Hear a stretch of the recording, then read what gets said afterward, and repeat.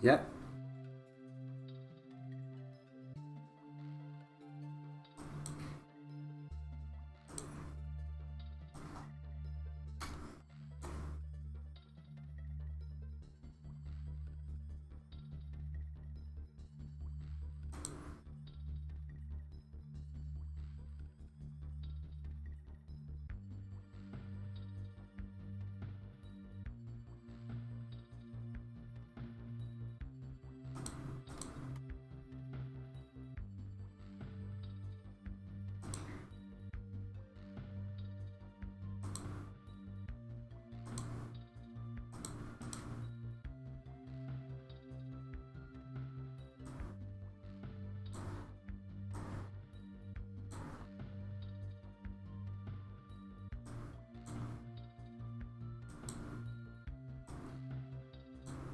Yeah, I'm doing some live fixing here.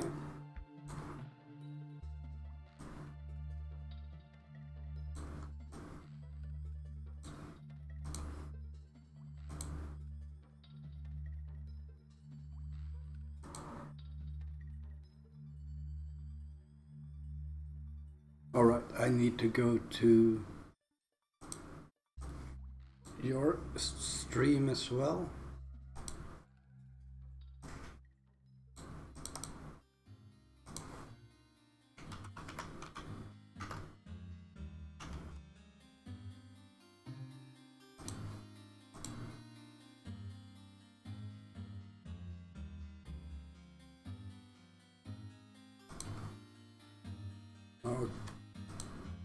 Okay, just go into capture your face as well.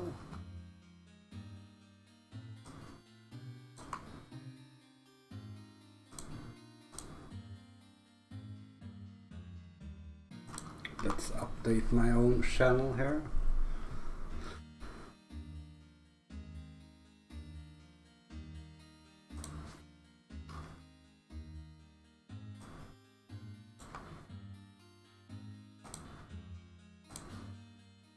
And yeah, that should be fine now.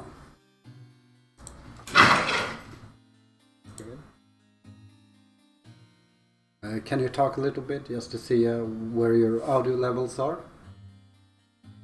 Sure. Everybody in my house has been sick, unfortunately. So I've been having to keep my distance and just try to be available when I can. Yeah, that's the thing when family gets sick and everything. So yeah, we should be ready. I just want to go and grab a cup of coffee. Okay. You will still be able to talk with me, but my stream won't be hearing me. Oh, very good. So that means you are live then? Yeah, I'm live. Okay. I'm live as well. I got my chat up and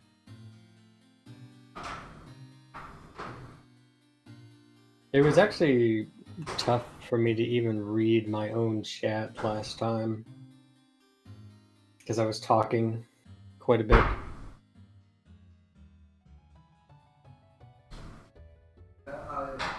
I usually have the same problem.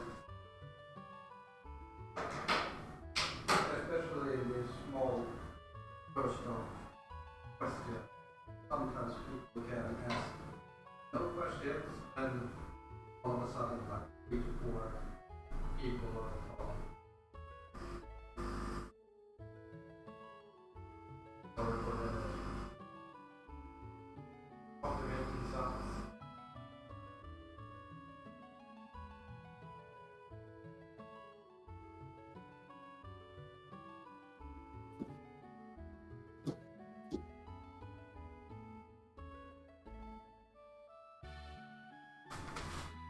And here we are back again. You have coffee now, just like that? Yeah, I have one of these capsule machines. So It's just like the astronauts use. yeah, exactly. Spaceman. Space coffee, huh? Yeah, the best coffee in the universe. That's right. So yeah, we talked a little bit last time, like for over 3 hours.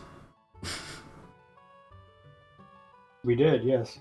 And yeah, just a recap, we talked about like gaming mechanics, RNG.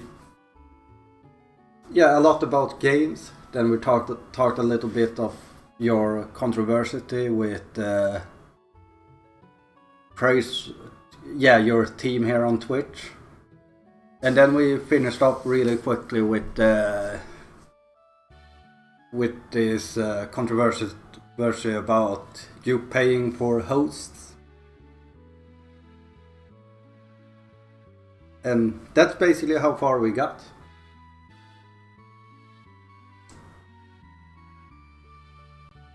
Yeah, that sounds like a good summary.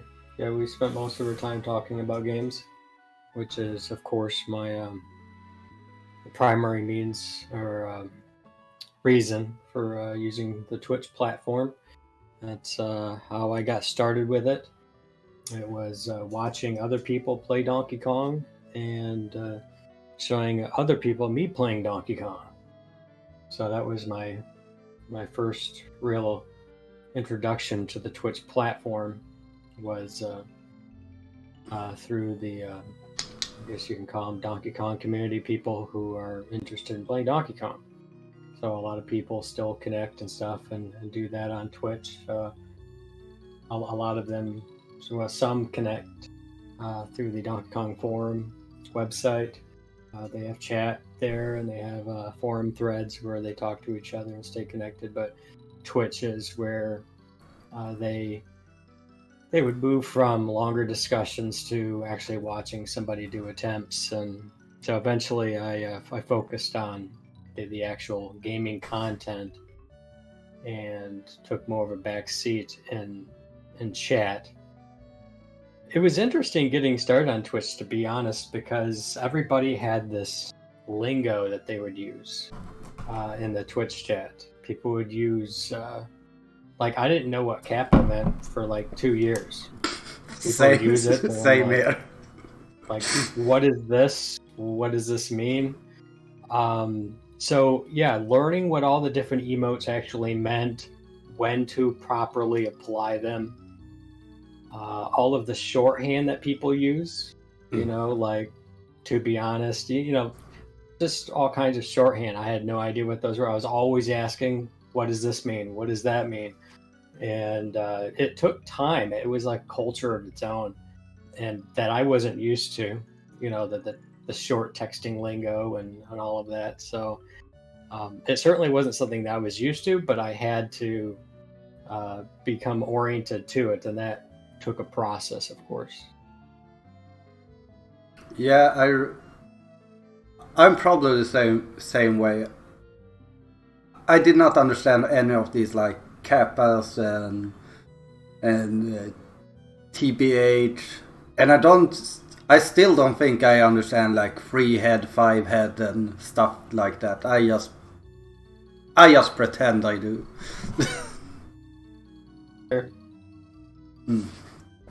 But I did watch one. You did get a kill screen on Donkey Kong Jr. the other day, right? Yes. What I did notice was that your score was a little low. Was that because the execution wasn't perfect? You maybe were just trying to get to the kill screen as practice, or? Correct. So when you just run boards with like Donkey Kong or Donkey Kong Jr., the game is only going to take about anywhere from an hour 10 to hour and a half. But if you full point press, you're looking at anywhere from 3 hours and 15 minutes to 3 hours and 30 minutes before you hit the kill screen. So you're milking every board for every point opportunity that you can possibly get. Try to get as many smashes with your fruits. Just do everything and anything to get as much points as possible. Leave the board with like no bonus left, because as long as you can net more points doing stuff throughout the level, you don't have, it's always better to do that than to just take the bonus. So when I'm just going through these boards really quickly, the main purpose is to practice those boards that once you've maximized everything on it, like the second of the 4 boards, the one with the birds that fly down in the arcade version. Yeah, that Well, one looked really hard. yeah, it's really tight execution. I'm looking at pixel locations where Junior is. I'm buffering my movements to ensure that I'm not losing frames in between movements, so I can hit the fruit to hit the first bird at approximately the right time. And it gets pretty technical because I can't just move up to a waiting point and then go. My flow of movement needs to be steady even before I hit the fruit to hit that bird, because my movement upward, holding up, actually manipulates this bird in the sequence. And that's important uh, because it enables me to get up to the top faster to set up the next fruit smash. And also, when you end up doing the board differently, so if a bird normally comes out on the very top and goes across the screen versus some of them respond to your inputs.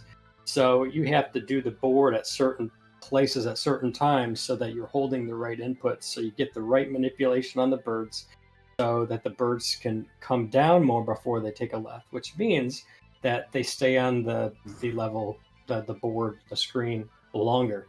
And that's important because there's a 5 bird limitation.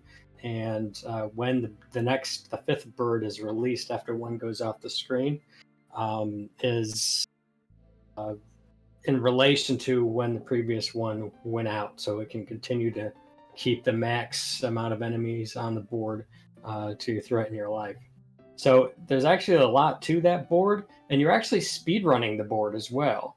You actually want to get to the very top as quickly as possible, which you can do by doing at least one bird smash with the fruits that aren't on the top, and then the fruit that's on the very top, you can set up a 3 smash, which is significant because you get more points. Like your first smash is only 800, your second is 1200, and your third is 1600, as long as it's the same fruit. So you want to get those 3 smashes. So once you get those 5 smashes throughout the whole board, it's all about just finishing it as quickly as you possibly can. So part of my running boards was to, just get to that board so I can practice it over and over again. Because that jump up at the beginning, that allows me to maximize the bonus, get as much points at the top as I possibly can, relies upon really tight execution. That springboard, for example, will only spring you up to do that quickly, to do that pattern. There's a 10 frame window where you have to do your jump input. And what's crazy is that every other frame is dead. So not only is it a 10 frame window, you have to initiate a button press on one of the 5 alternating frames that actually works. So you have to kind of rapidly press the arcade button. I guess you can like slide your finger down like in a more of a track and field kind of setup, or you can just rapidly hit the button, or you can try to do quick 2 inputs within the 10 frame window once you've identified where it's at. Because if you hit one of the dead frames, you're not going to jump up. So you have to reset, and then you have to do it over and over again.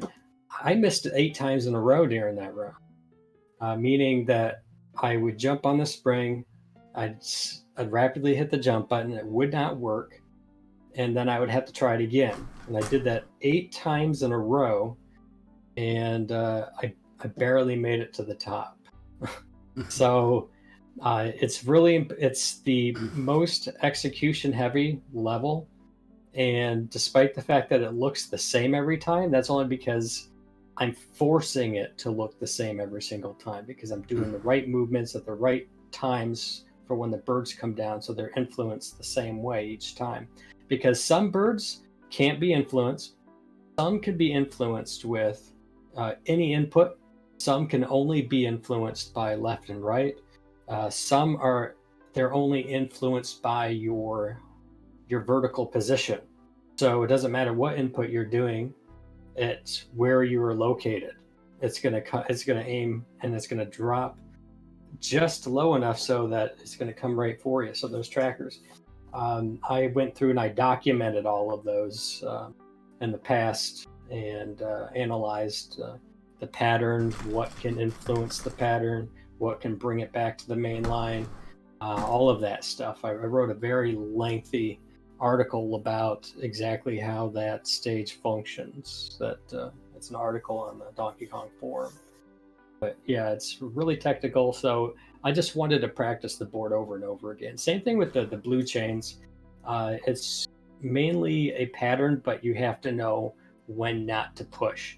You do need to be aggressive so you can finish the board as quickly as possible, but you also need to know when you need to be cautious, especially when you get, like yesterday, I had a wall of just red snappers come down, which happens when each of the red snappers get the top of a respective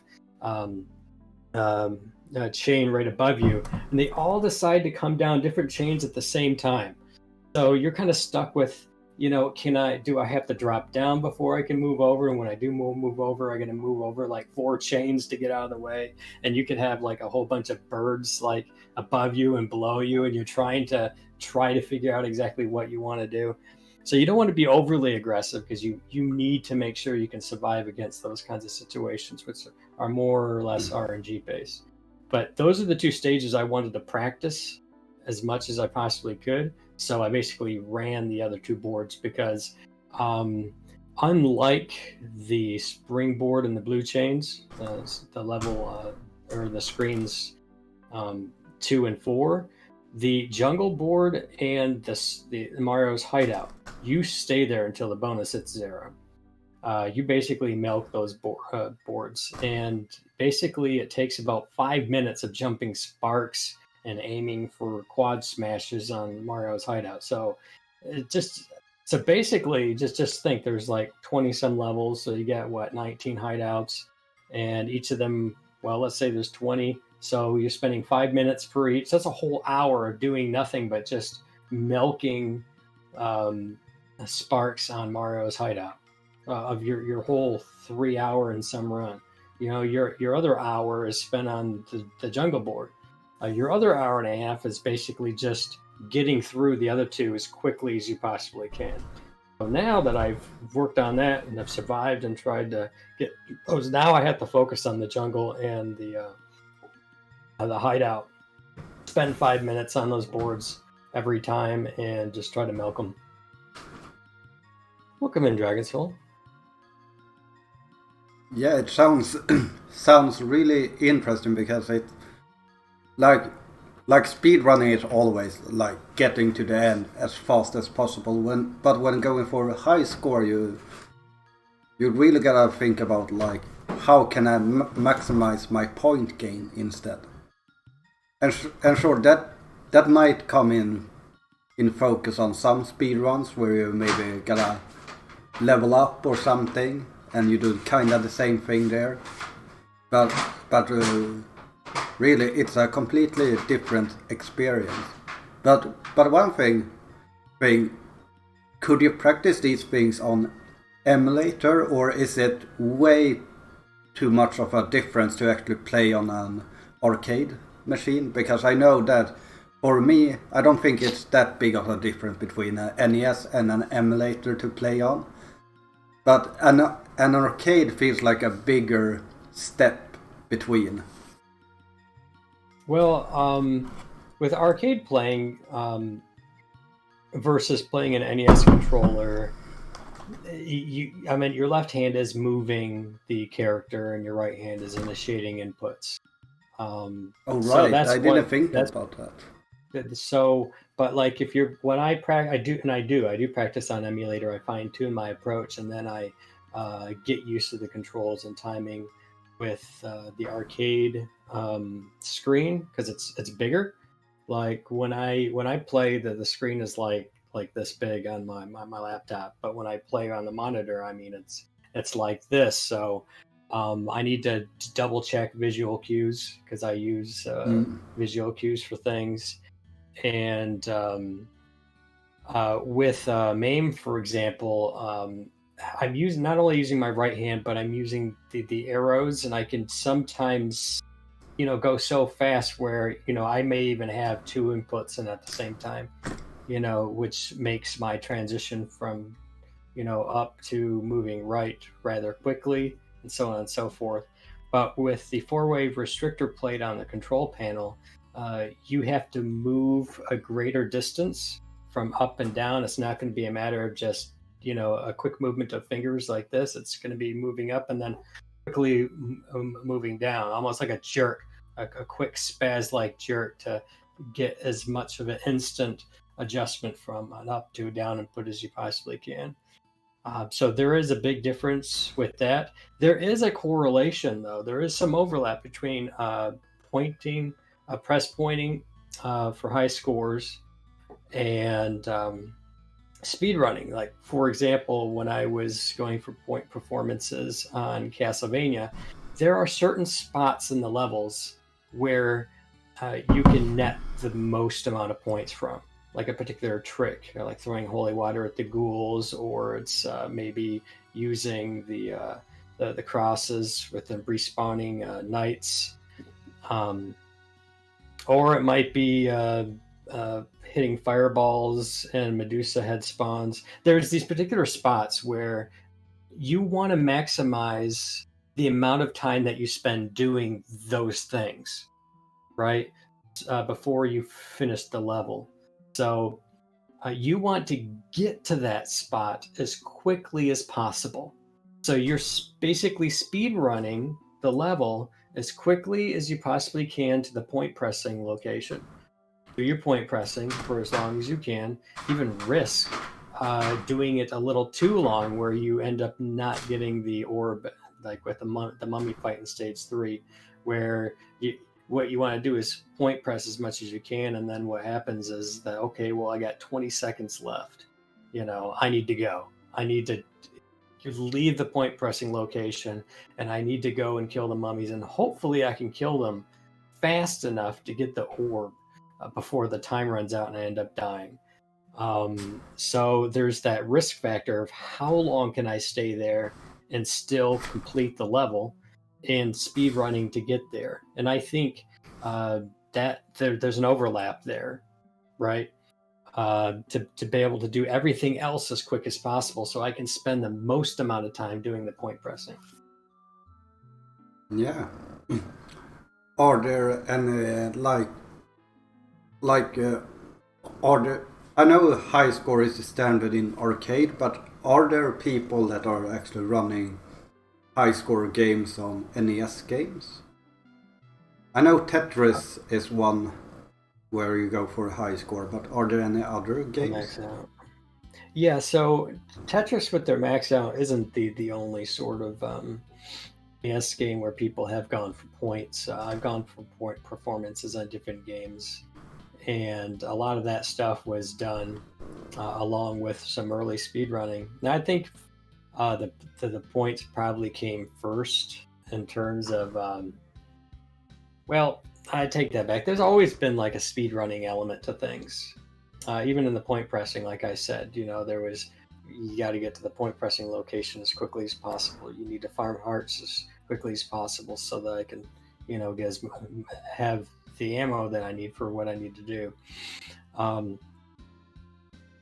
But yes, for NES games that actually have points to them, NES Castlevania, people have done that, but that's too easy. When I was doing my marathon run on that, I basically just got to a spot and just killed myself off. Same thing with the 5-man rule, where you can only die 5 times and then you game over. At some point, it's been like 5 hours and I've just been looping this game over and over again, and I could do it for however long. I mean, it basically turns into a nibbler attempt, where you just sit there and like the high score is like 4 days from now, you just, or Cubert, it's the same sort of thing. It turns into how long can I stay awake and continue to do this stuff. Those scores have never really appealed to me.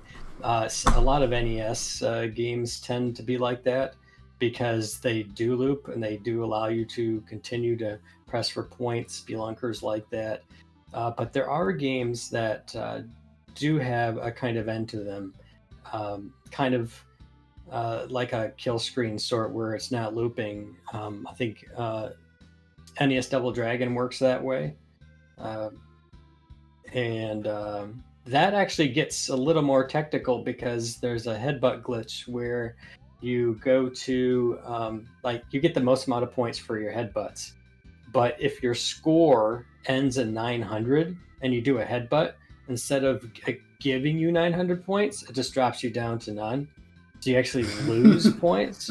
So you have to strategically watch it, and as soon as you see it hits 900, you have to do like a kick in there, and then you just have to make it so that there isn't a 9 in that slot, and but also keep the guys alive for as long as possible. You know, so if you can go over there and to do a headbutt and just keep doing it, right? So you can get as much as you can. So there are max out strategies that avoid the loss of points. My point performance doesn't, but nobody really cares about point performance on NES Double Dragon. So as far as I know, I still have the high score on it right now. Are glitches allowed when you're going for high score as well? Because I'm thinking Double Dragon has this glitch in the second stage where you can get a phantom enemy which you can get infinity points from, basically. Sure. Traditionally, Twin Galaxy basically established a kind of spirit of the game concept where to play the game as it was designed to be played. So, for instance, in Castlevania, before things developed a little bit more in speedrunning, the people basically totally disregarded any of the leaderboards for Castlevania on for speedrunning for Castlevania a long time ago. Everybody goes to speedrun.com for that now, but they had a rule where you couldn't do the cave skip, so you couldn't boost on the bat and walk on the top. You had to go underneath, where the fishmen are, because that's what was intended. Same thing with the bat boost in the very beginning. Instead of going down where the fishmen are in the water and then come back up, we can do the frame perfect watch trick and do the boost over to the right on the bat. Since that wasn't intended, the route that you had to take for speedrunning had to do that. You also had to take all the stairs, so you couldn't take boosts up through floors. The early speedruns that were posted on there definitely ran that way, and basically I think people like Tom Vodova and others who wrote a lot of the early rules for NES games, a pioneer for us both in point performances and speedruns, really way ahead of his time, to be honest. He did extraordinarily well without some of the tools that we have to understand games today, which is very, very impressive. But yeah, so they were governed more by the spirit of the game. They were governed by design intent. So no zips, glitches, clips, and anything that visually is seen as unintended that happened to have worked, but there's a staircase there. So it doesn't matter if you could like damage boost onto up there and skip the whole walking animation up the stairs. There's stairs there. That's what's intended. So that was what was required for a person to do. Yeah. Even if it was slower. Yeah, it kind of I understand why they did that, but also it must have been really hard sometimes, like when you found a damage boost to not use it because the game was programmed with knockback. So why wasn't you allowed to use it? I can understand people would get really confused by like getting their runs denied just because they took damage and got knocked up to a place, which the game is programmed to do, but because there are stairs, you're not allowed to, basically. Or worse, if you accidentally did it. And then there's the question of, well, can we allow accidents? And then how can you be sure it wasn't intended? Yeah, exactly. Even if you made it look like an accident. There's a lot of questions. So I think that's one. I think the any percent category, became so popular because it allowed for a new layer of ingenuity of beating it at any cost, would still raise questions of, well, if I can within like 30 seconds of the game clip into a wall and warp to the end credits, did I beat the game? Does that really constitute as an any percent at that? Like, I didn't beat the final boss, I didn't even go through the game. Does that even constitute as like an actual speed run, or is it just, well, how fast can you glitch to the credits? What really constitutes beating the game? It opened a whole new world of asking questions, and hence all the different categories that we have, of course, right? Yeah, and like it's one thing when you have a big organization like Twin Galaxy. They basically had to get a standardized rules for all the games, but in today's speedrunning community, there isn't just a speedrun community. We have the Super Mario Brothers community, the Mega Man community.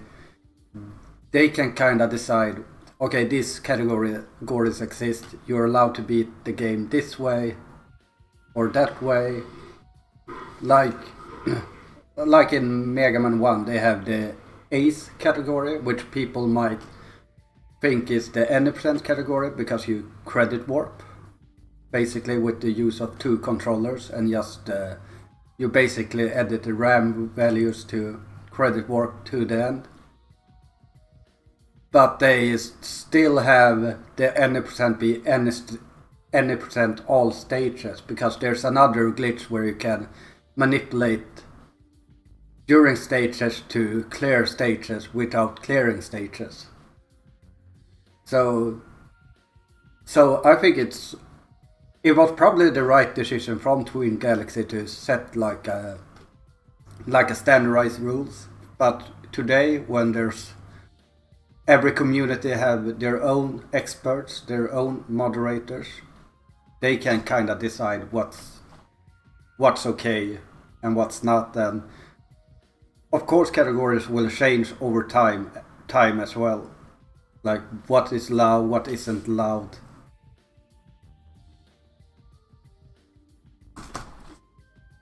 Yeah, not only that, I think something ends up happening to people as well. Let's say you have people who are running.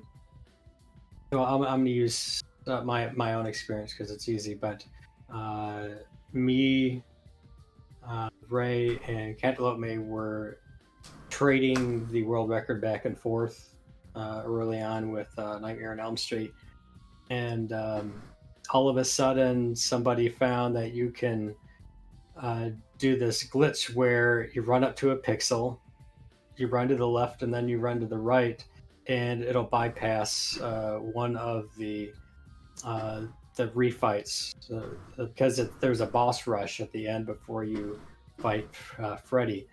And so basically anybody who had basically did a speed run on that game from the time that the game was released all the way until just until that one particular issue was found, the way you did a speed run in the game basically felt like we went through the whole game.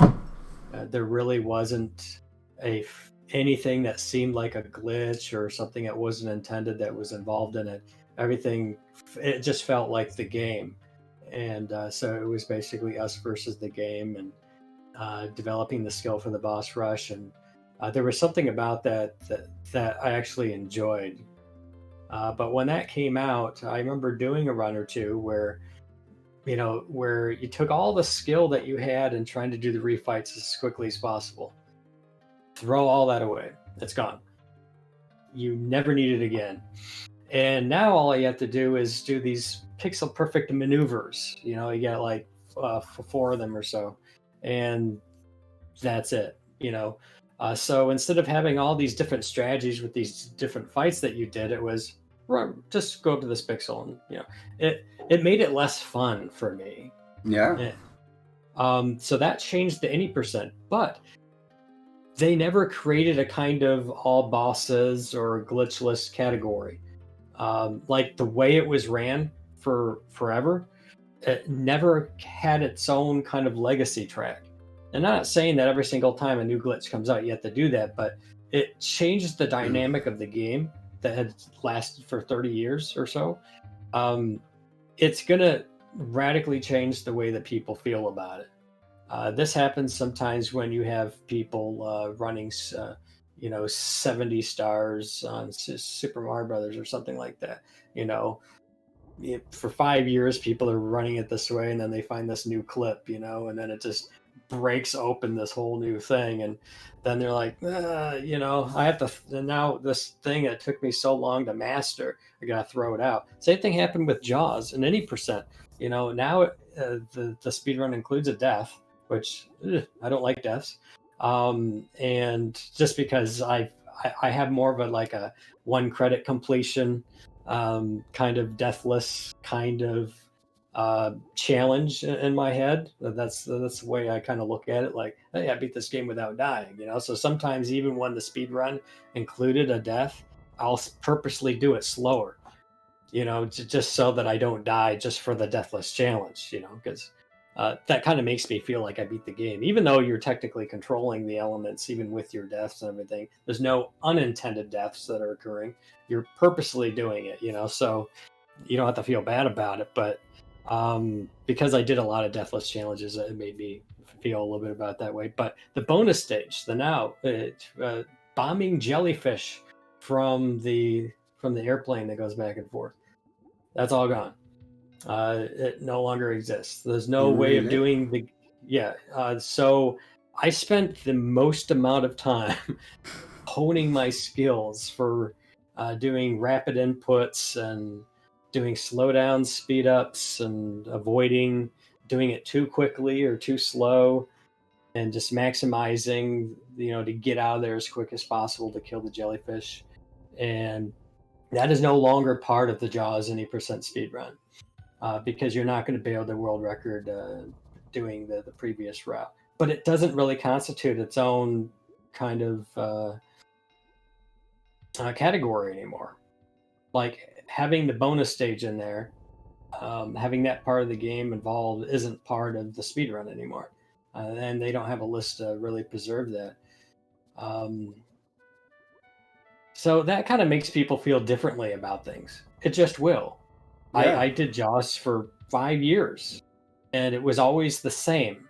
You did the 2 encounters, you did the bonus stage, you did the 3rd encounter skip, and then everything else is fine with the submarine. So now there's no submarine, there's no bonus stage, and you die. That makes me feel differently about it. That doesn't mean I can't compete with the new stuff. Doesn't mean I can't learn the new things, but it does change the flow and feel of the experience that I used to have.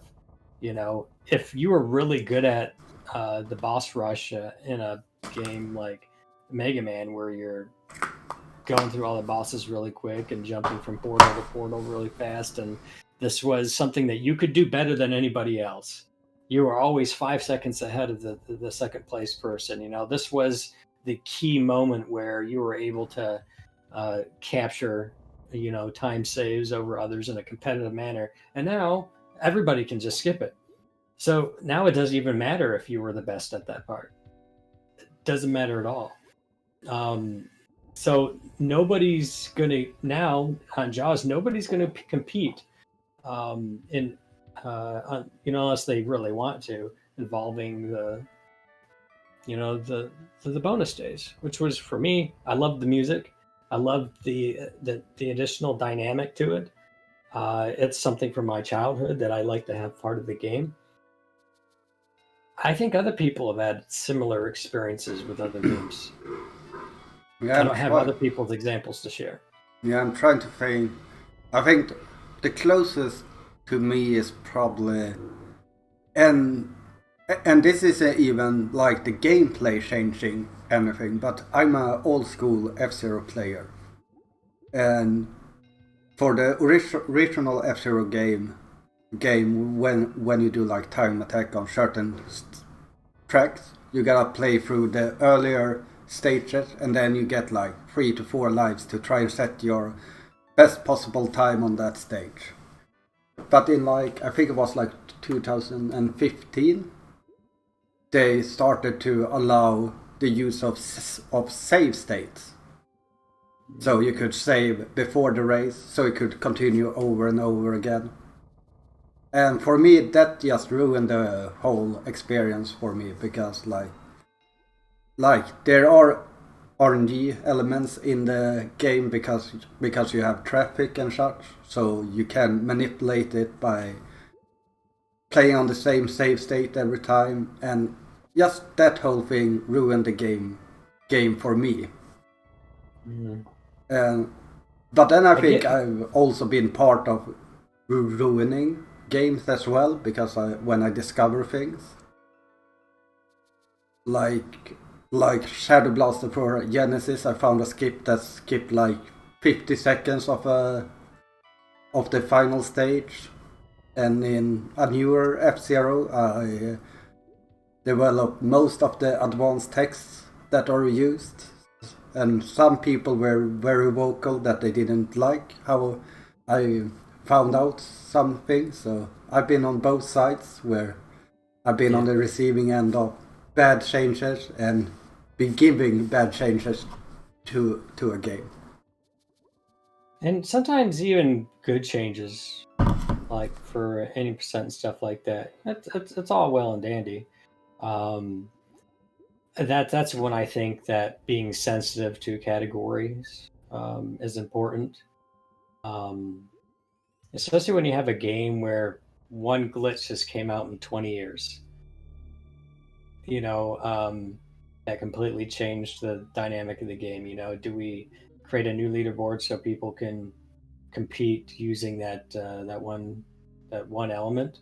But when you have a game where people are coming up with stuff every year, and it's a very active and highly played game, and everybody's part of that journey, that feels a little bit differently to me. Yeah. I know in like Ocarina of Time, lots of things have changed over the course of time within 80%. I've seen a lot of the old stuff, and they were using older clips and this, that, and everything else. And I can get that, if a person ran that for a year, and then all of a sudden somebody found, a 15-second route that saved 15 seconds, that completely changed the entire dynamic of the game for you. And now it's like, well, now I don't get to do this and I don't get to do that. I was really good with that, setup for subpixels, and I was really good at, and now that's not even there. And I think maybe it changes enough where it just doesn't feel the same to you. It's not like it's an objectively bad thing per se for like any percent to actually be any percent, but I think sometimes if a new category isn't created, then people's times aren't really being compared apples with oranges and under the conditions and the routes that people used. One of the things I actually like with the Super Metroid is they do have a location on the leaderboard to show what route was used. You can see which boss order that they did. Yeah, that's actually really interesting. Because then you could take a look at the leaderboard and you can say, well, who has the fastest time using this boss order? And Yeah. then you can be like, well, that's really impressive. So if you see a new person trying to learn the most difficult boss order first, you can point, well, number 15 did this easier one. And I mean, look, they're number 15. So why move to something more difficult unless you can, master the small little mechanics in each of the rooms? Yeah, and also that's really good for a new speedrunner coming in that maybe don't want to go for the hardest trick. You can easily find, okay, how do I do this easy route instead of having to click into every video or every record and looking what route did this person do, what route did this person do. Instead, you can just short it and see, okay, he has the best time with this route. I'm going to check what he did. So I wish more leaderboards would do things like that. Like Mega Man with boss orders would be amazing if they did that, for example. Because Mega Man games usually has a really hard but fast Robot Master route and a slightly slower but a lot easier route. Yeah, that's a good example too, because if I wanted to learn the game, I might want to look at the fastest time that's using the other boss order. And instead of clicking on like 20, 30 different videos till you can find it, it's listed right there on the leaderboard, differentiating it from another. This happens also, like if you really wanted to see what the fastest console time is on a game. Some leaderboard, most leaderboards now I think have a where you indicate that whether you played it on emulator, and you can see it right on the leaderboard itself, listing whether or not it involved an emulator or not, instead of having to click each of the videos and see if they happen to have a note that says that they used BizHawk or something. Yeah, I think all the leaderboards are moderator of has that function where you see if it's emulator or not. Yeah. So I know that some people are really concerned about clutter. Like, what if you're a new person, you've never played Super Metroid before, and you go to the leaderboard and there's like 20 different categories. There's stuff everywhere. All right. I mean, most people are probably going to look at the 80% or the 100% because these are pretty basic. I don't really get wrapped up in all the other stuff. Like it doesn't, like if I looked at a leaderboard and I had like 50 categories, it wouldn't turn me off. I would just look at the any percent, and if I learned playing through it that, hey, I really like doing the all bosses, on NES Metroid, for example, you could do that. If you wanted to do 100%, you can do that. There's Ice Beam only. There's all of these different things, and I think that perhaps for the games that are played more, where you have like close to 1,000 people on the leaderboard, you can have all those different ones. I mean, you have a world record for grabbing every coin or something in Super Mario Brothers. There's a speed run to a hard lock. How fast can you hard lock the game from Power On or something? Which sounds absolutely ridiculous, but I mean that's almost like a quick credit warp in Adventures of Kirby. It's the same sort of thing. It's just another way that you can mess around with the game, and I actually think having the variety of categories are there to freshen it up for the older people who've been playing it for a long time. I mean, the veterans, but that should never. I don't see it as a turnoff. I don't see it as messy leaderboards in my own mind. I personally like detail. So the more information you put on the table, the better. Yeah, I was kind of feeling sick about how the A Link to a Past leaderboard was looking when I first started speedrunning, because that one has like a lot of categories, and some categories are like I think one category is get Master Sword, and then it's another category is like defeat Aghanim, which is basically exactly the same route as Master Sword, but you play like 10 extra minutes of the game. And it just felt so stupid to why have two different categories that are the same, just 10 minutes longer, because you don't skip any other items or anything. But recently I've been like, well, if people really want to speedrun those categories, let them speedrun it. It's kind of like when people were complaining when randomizer started to get big and asking why people had timers because it's a randomizer, you can't run a randomizer, and I'm like now I'm like, well, if people wanna speedrun a randomizer, let them speedrun a randomizer. I mean, speedrunning should be fun.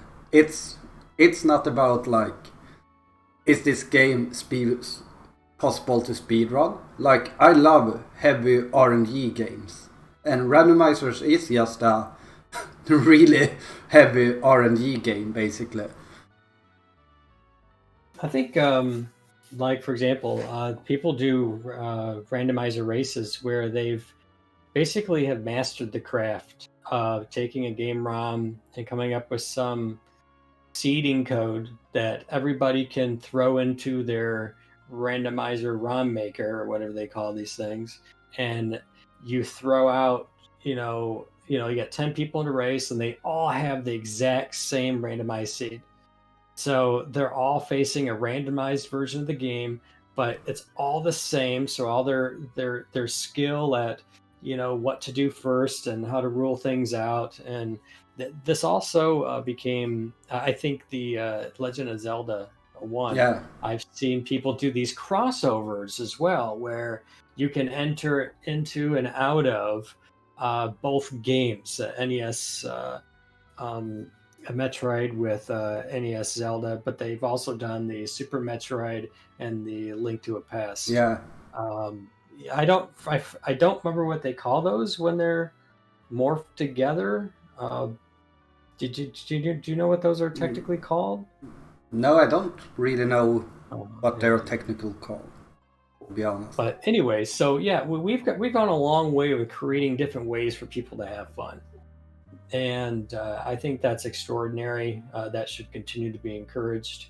I think it's really neat. Like, I never got into like Dragon Warrior Randomizer. I played through one once, and my friend was over and he wanted to show me how to do it. And I guess that's just not the game for me. I know a guy, he does a randomizer on, he does Final Fantasy Bingo. I'm not quite sure exactly how it works, but he takes a randomizer. Yeah. Who is that guy? I know I usually watch him as well. He's pretty big. Geyer? Yeah, Geyer is the one I watch. So entertaining to watch. Very, very chill. I don't know half the stuff that's popping up, and like, I've never been like part of what the stream is doing. So like, he has chat commands and he's doing the bingo thing and he's doing these seasons, and I don't really understand everything that's going on. His chat is filled with bot data from the game, and it's really technical, and it's probably really neat for people who are really into the game and know what they're doing. I just like the voice commentary and the game music, so I hang out sometimes. He streams more at night, and I'm sleeping at night right now, but people like sometimes make their whole stream, like that's like part of what they do. That's like part of what they're known for and what they do, and I appreciate that from afar. I can't see myself being able to do that with a game. Yeah, I'm the same way. I can't focus on just one game randomized. Yeah, which is, I mean, that's fine. I mean, everybody has their own likes and dislikes with games. I like a variety of stuff. And I think for me, that's what kind of lures me away from being stuck with one game. That's probably why when I speedrun a game, I don't do it for very long. I don't. I think the longest I ever sat with a single speed run was 3 months, and that was when I was going for the partner push 2 years ago, and I throughout the summer for like 100 days I played nothing but Castlevania 3 Alucard route, and I didn't stop until I had gotten the world record in both the U.S. and Japanese versions. That was probably my biggest grind on a game, the longest thing. But we know some runners who this is what they do. Lack Yeah. Attack has been working on NES Zelda 1 for many years, and people just get so good at this stuff. It's just very impressive. Yeah. I really can't and haven't. Now, there are some games where I've probably been involved with because maybe I just happened to have gotten the world record and kept it for 5+ years or something. But that doesn't mean that I was like actively working on the game. And very rarely did I even go back to games after I played them. Like NES Castlevania was an exception. Castlevania 3, Jaws. So there were some of these really early speed runs, like 5+ years ago, that I came back to, but very rarely after learning a game for a deathless run or putting up a reasonable time that I'm happy with just because I'm having fun with it, and I get excited about a new game to discover and to learn about. And for me, it was just at some point I think I liked the journey of learning about the game perhaps more than the journey of I've learned everything about the game and now I'm just doing just reset attempts, reset after Yeah. reset, after week after week after week. And nothing really changes about the dynamic of the game. The way that I think about it, the way I play it, what I know about it, none of those things changes at all. And that becomes stagnant, and for me in a way it also makes it kind of boring, so that's why I wanted to shift from game to game early on. I played through and I beat over 100 NES games because not necessarily because I just wanted to beat NES games. I liked the learning experience. I liked the honeymoon effect, I guess, of this whole journey of infatuation with something new, and every day was a new trick, a new clip, a new explanation for this or that, and the learning process about it just continued to be part of the gaming experience. But I think it gets to a point where you've reached this knowledge threshold, this experience threshold with it, where it just becomes reset, reset, and it's like I'm just doing it. I'm just doing it now. I still like the music. I still like, watching the split timer run. There's something about that that's just really alluring. I finally got a new gold split, or what's worse, I haven't seen a new gold split in like 5 weeks. It's like I'm not getting any better at it. Sometimes you kind of get stuck and then you have breakthroughs and then you get really excited again. And then it's like, I guess just whatever appeals to you is the thing that you should do in gaming. Yeah. And Yeah, and right? and I can relate to that because I'm also a person that just learn new games. I don't really grind games, to be honest.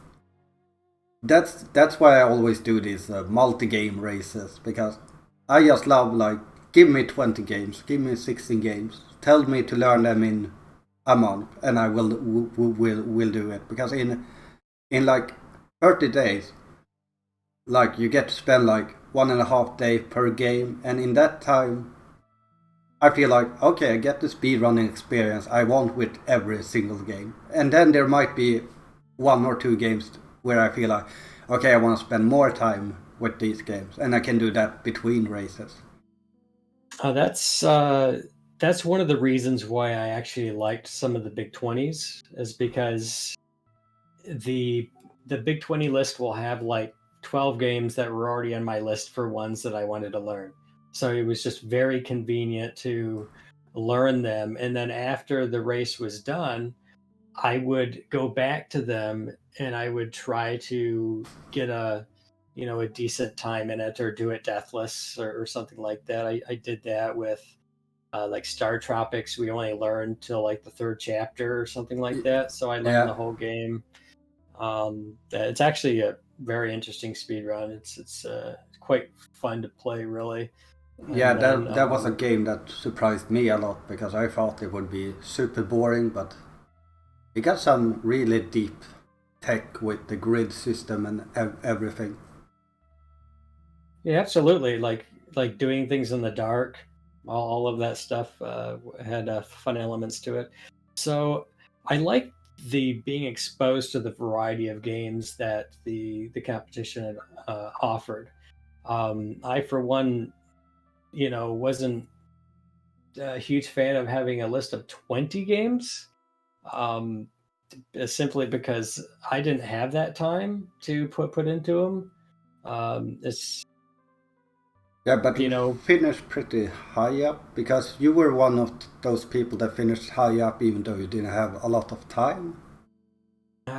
well, that particular time that where when I got like ninth or something, I was top 10, sub 4 hours, and though that was my goal, that was uh, big 20 number seven or something like that, Yeah, and and I think the winning time was around 3:20, so a sub 4 hour is really strong considering that. yeah. So I mean, I did all right. I met some of my basic goals, but I did have a full month of without working, just learning the games every day. So I did, get to spend 8 hours or so on a game every day, and um, but it does feel rushed though, particularly in the way that I want to learn games. That's why I had to go back to them after the race so I can really mess with the games the way that I like to and do a deathless challenge or to do a decent time or something like that. Um, but I think there was a few games that I didn't though, like MC Kids or whatever it's called. I hate that I game. I never went back to that game.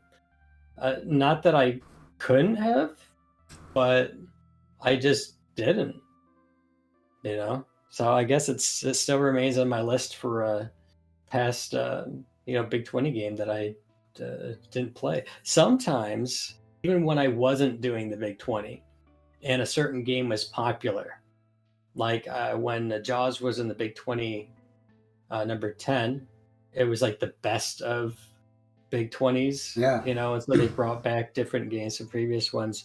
Jaws was one of those games. So I thought, hey, it's kind of popular. People are going to be, playing this game, thinking about it and stuff. So I'll do some speed runs. I'll do some D-Rust and I'll do just some speed runs on the game.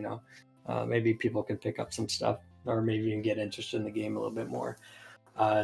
So knowing that people were playing a game on the Big 20 sometimes makes me want to look at games that were in the Big 20 before and just learn them, because probably more people will know the game just because of the race and many people were involved in it. Let me run upstairs real quick and grab another drink. yeah, sure. I will run and get another cup of coffee. Okay.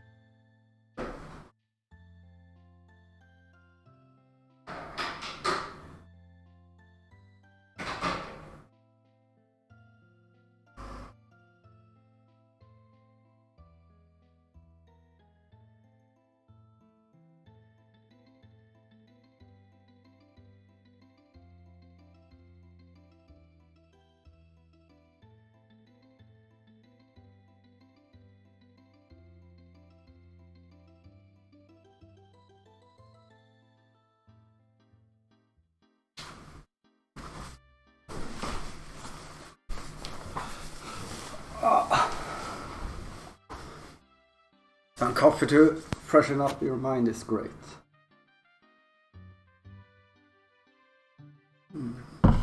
So there were times when I thought about maybe doing something like what Geyer's doing and just focus in on a game and just enjoy the flexibility of it, the randomization, all of that stuff. I think it holds a certain appeal for some people. But you know, what is it that I like? And I think for me that question also played into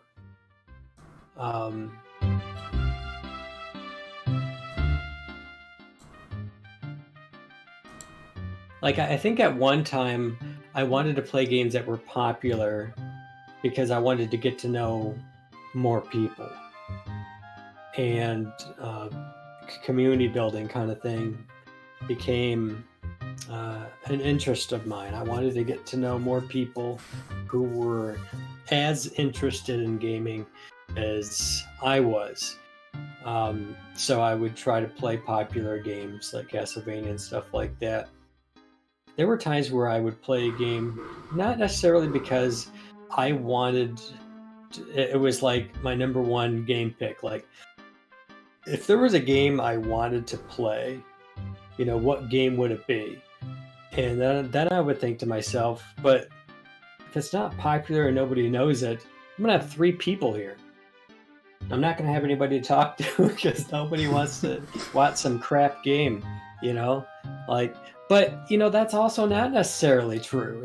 If you're well known, I mean, I watched Andrew G do speed runs on 10-yard fight.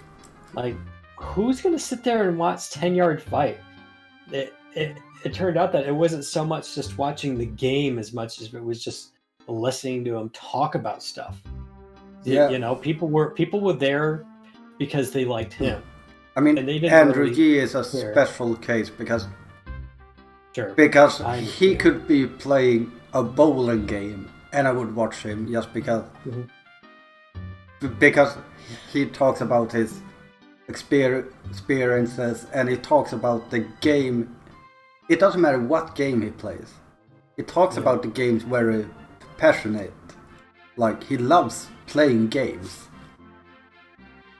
Now, one thing that I've seen along with this question of playing games that would have higher viewership versus playing games that I may want to play does end up showing up with people like Metroid McFly and Andrew G and other people who they're incredibly well known for a particular game.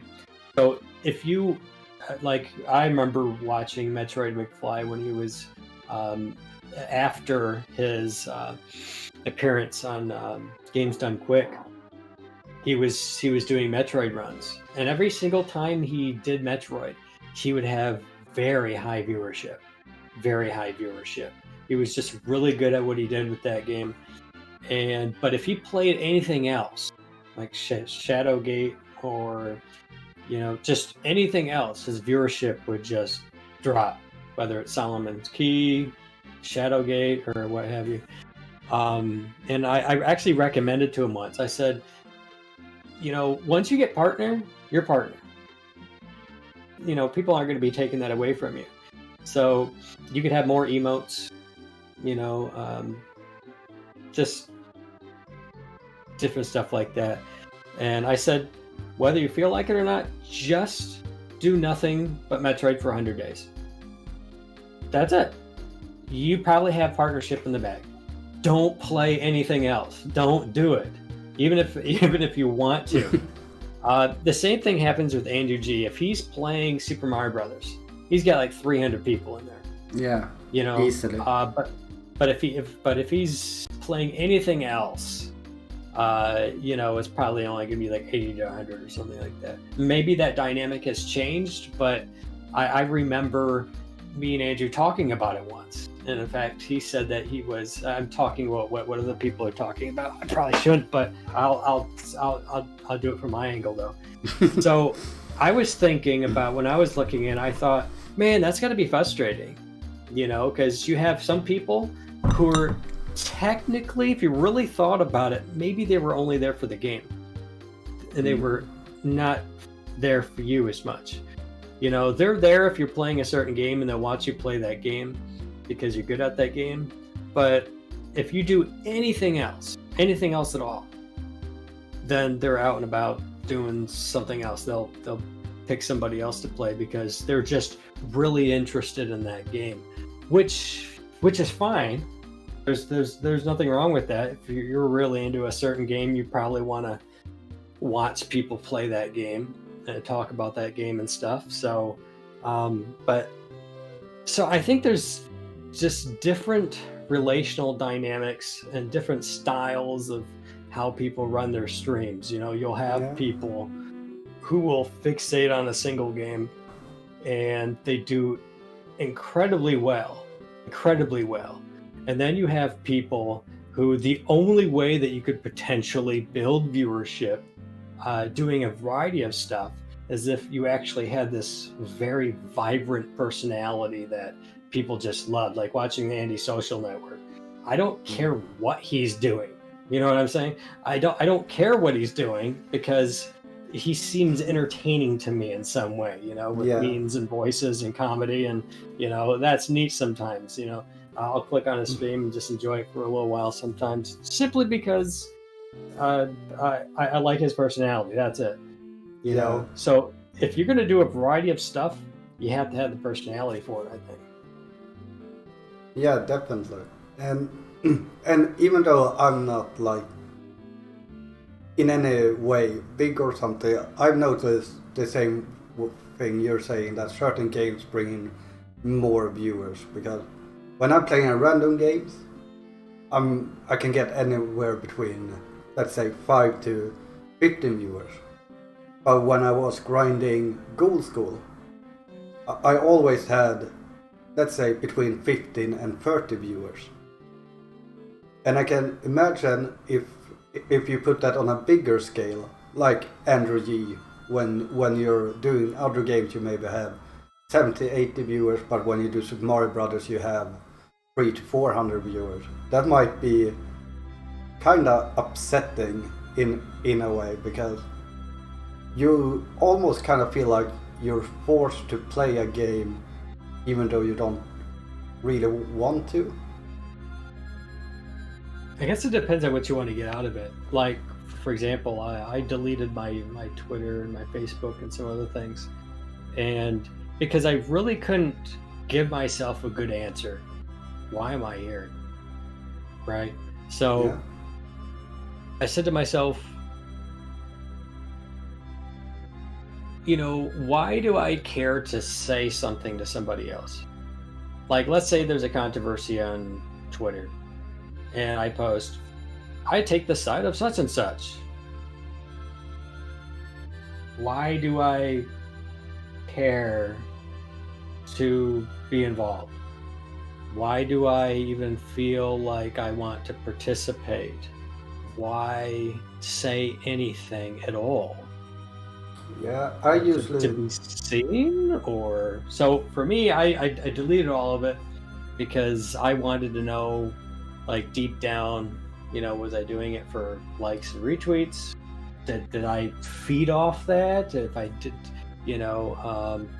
or why do I care what other people think about what my thoughts are? I don't know. I just decided that I wanted to move away from that.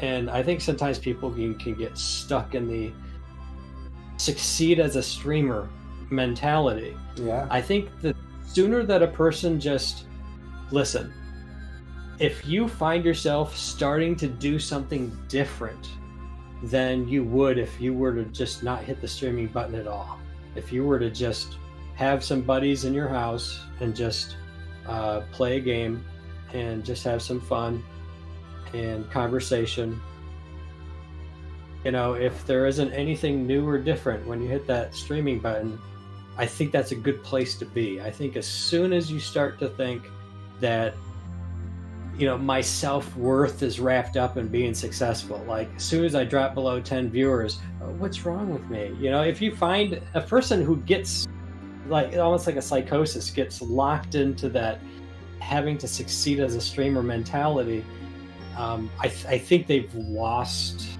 why we're here, why we hit the streaming button. If it's not just to talk to a few friends and enjoy a game, I think for some people it might turn into something bigger that's more difficult to manage. But if it becomes a thing that you have to babysit and you have to, like for me, I've always liked lower viewership. I would prefer to have like 5 people in my viewing my channel who are active in chat, and we're just hanging out and talking. I've had over 100 people viewing my channel, and like for 30 minutes nobody's saying anything. I know they're there, they're just watching me play the game, and I wasn't very vocal sometimes when I really focused in on a game. So I think I'd rather have the 5 with some interaction than 100 with no interaction at all, because I like friends. Yeah, I'm the same way. And just to go back to this Twitter thing, I kind of agree there that like people should take a look at why they are there, and especially if you get into like the controversy, you gotta say your opinion about everything. Like, why do you feel the need to do so? I know I've taken like sides 3 times, and every single time it's been because I think that the person has been wrongly accused of something, or like it's just being toxic. So I feel pretty confident in myself in that way, that like I won't like share my opinion if I know my opinion won't do anything. But if I see someone that I feel like is getting bullied or something, I feel like it's my responsibility, if I feel like that person is my friend, to try to take some kind of action, just to try and show that I'm not okay with you people ganging up on a single soul, basically. And what was the other thing we were talking about? Twitch? Oh yeah, the Twitch thing. Yeah, and you were talking about this thing about like you want to get to the point where hitting the streaming button doesn't change a thing.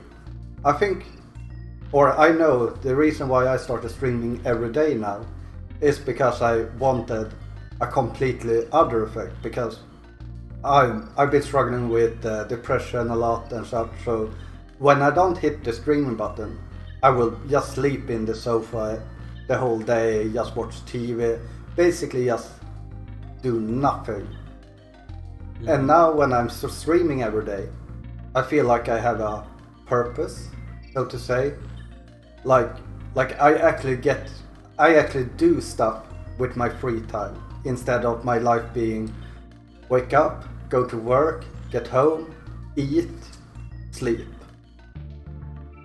Now I have like get up, work, eat, stream, talk to friends, and stream, check some, maybe watch a movie or something, go to sleep. So I get an extra thing I get to do during the day, which keeps my depression away, most of the time at least. Yeah, I mean, it's definitely a help against loneliness, that's for sure. It's a way of doing it. Some people might like to go out to the bar, or they go to social functions, or they join clubs, chess club every Tuesday night or something.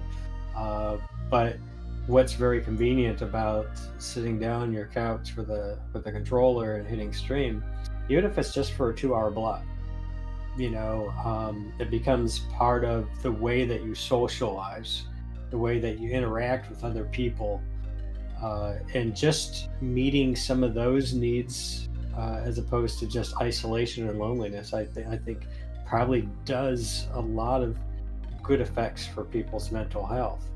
I've had people tell me stories of, before they really got into streaming, and they built a sense of relationship with other people through the Twitch platform and other social media, that they were really depressed, isolated, and it was almost like a life-saving thing for them. And for some people, it can really be a very positive part of a person's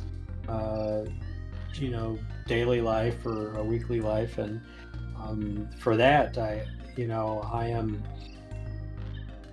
very grateful, and that's one of the reasons why I hit the start streaming button myself. Is I was gaming 5-6 hours all by myself, doing various games. I may have a video recording, like a camcorder, focused on my TV, and just so that I can show that I was using the real cart and everything with different stuff. But sometimes that just gets lonely. It does. It gets lonely. I enjoyed the games, but I also enjoyed some company. So when I started hitting start streaming, and there was a couple people there, for me, I think having a lot of people, like I had an early experience when I wasn't very big on Twitch, and I was just basically running Donkey Kong kill screen attempts on MAME with a camcorder or a webcam pointing at my laptop screen. And I remember I was like 2 levels away from the kill screen, and people from the Donkey Kong community just started to flood into my channel. And I had like anywhere from 30 to 50 people coming to my channel. I've never seen more than 3. And now there's 30 to 50 because I guess for them it's really important. Who's going to be the next kill screener? We at that point maybe they've only had like less than 50 or something. I don't remember. And that was a big thing for them. But I remember when I got the kill screen, not only did I experience the excitement and sort of euphoria that finally I achieved a goal that I had set and worked really hard for, and I finally got it. And there was I can't feel my hands. I'm so excited. There's this mixture of whether I'm going to pass out and all this stuff. And there was that additional community element where there was instant recognition, and other people got to share in the experience. They got to participate in, or even like, I remember my first kill screen 10 years ago, and I've never been able to capture that feeling. Even when I got my first million, there was just something about that first time. And that's true. When I got my first world record in Journey to Silius, I was really excited. That's really cool. I got into world record history. Nobody can take that from me. Other people can beat the time and become a new world record holder, but I'll never lose my spot in world record history. I'm always going to be part of that, and that's what I wanted to do.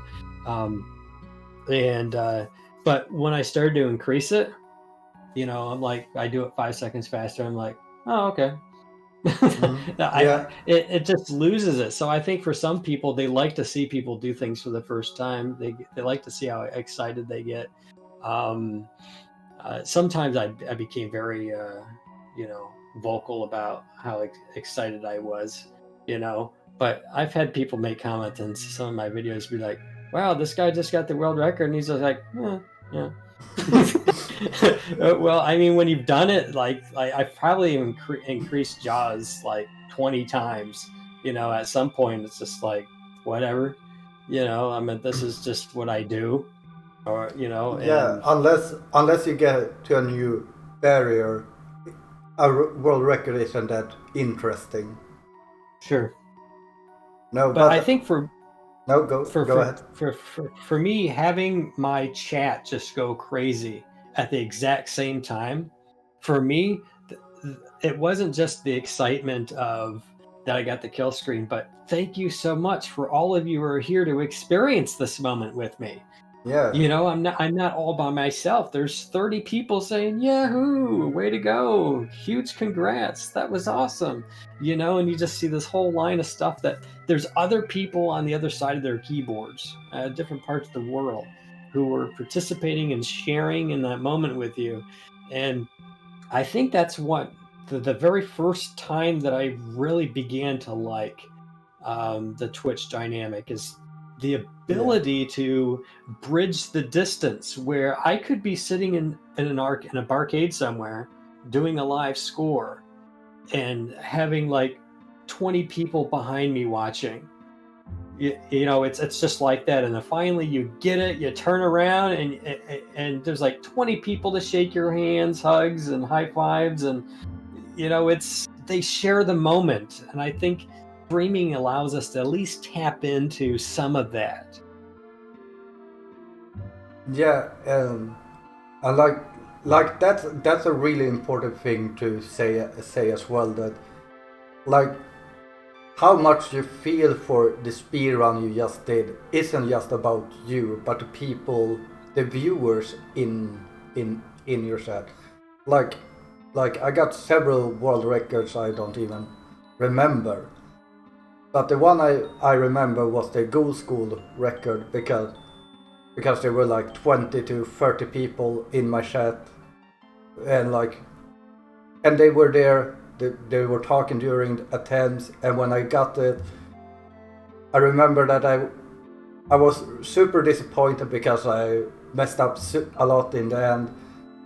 But still, just beating the Ghoul School record that was held by Toad, an amazing speedrunner, someone that I would never imagine I could beat in any game, but finally did, and like seeing chat go like just good game, congrats, new world record, hype and everything, just made that experience 10 times better because of the viewers, the ones that were speaking. So I think that's a really important point to point out, even though there are some people in the community that doesn't speedrun, but they love watching speedrunners.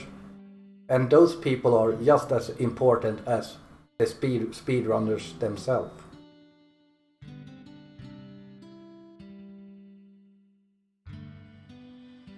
Also, I gotta say, the music has been really perfectly timed on my stream. What music is that?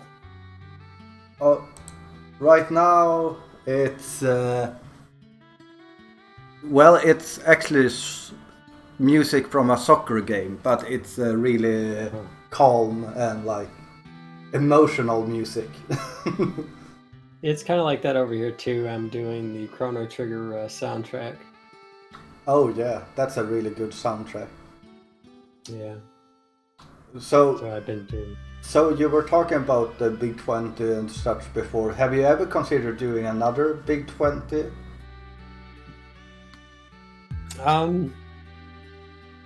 No.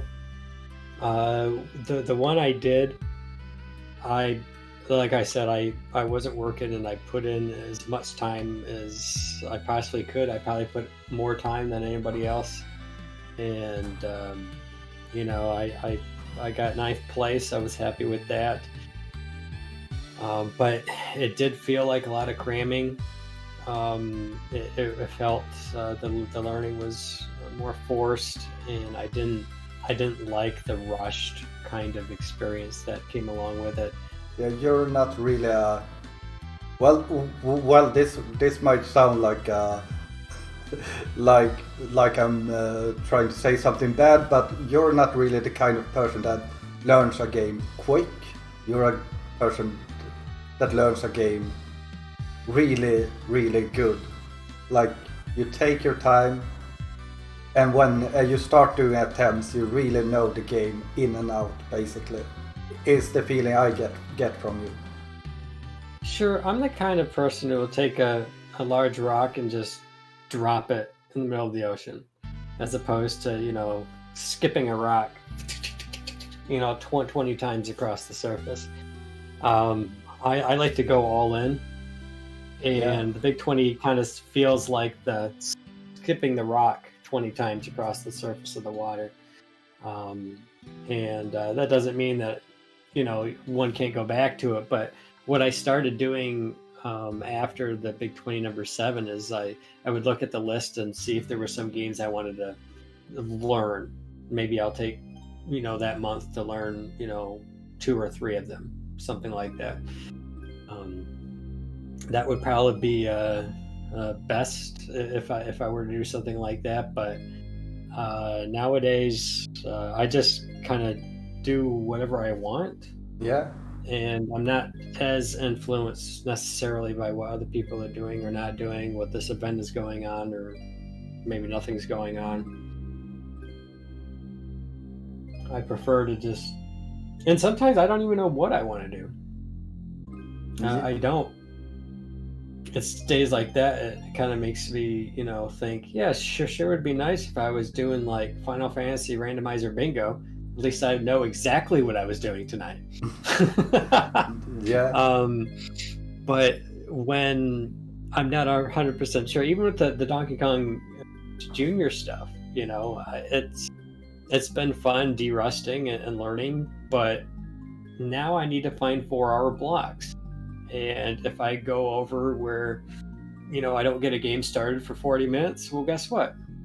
I can't play, because it's going to take me 3.5 hours to finish, and I don't have time for that. So now it's going to become just a matter of, can I find a 4-hour block once a week?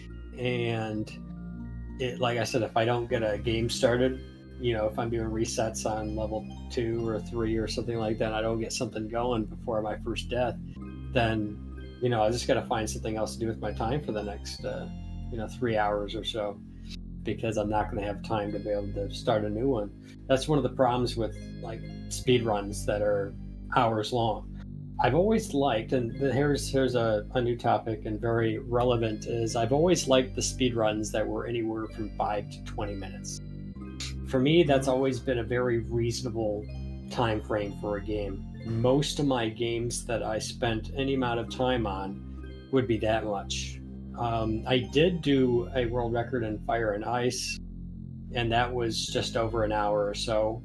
But that's just because, I came up with some new puzzle solutions with the help of a viewer as well, came up with some, and I was able to just memorize the whole game, each of the puzzles, which isn't that bad when it kind of shows you what the puzzle is for like 2 or 3 seconds before you gain control of your character. Yeah. It's the puzzle games where as soon as you like leave one room, you immediately have control of your character as the screen is loading. That's totally different. Those are really rough. I don't like those as much. Adventures of Lolo is like that. I had to create an audio cue for myself. I know some people are like, well, you shouldn't. Like we use notes and things like that. I created an ep3 file where I took my run, and then I did voiceovers, and then I created an mp3 over it, so that I named all the puzzles, and it would feed me the name of the puzzle and what the starting movements were. 5 seconds before each of the next puzzles would come up. So as I'm finishing up the last few movements of the previous puzzle, it would tell me what the name of the next puzzle and the first few movements were, so I could just buffer in my movements to gain complete control of my character.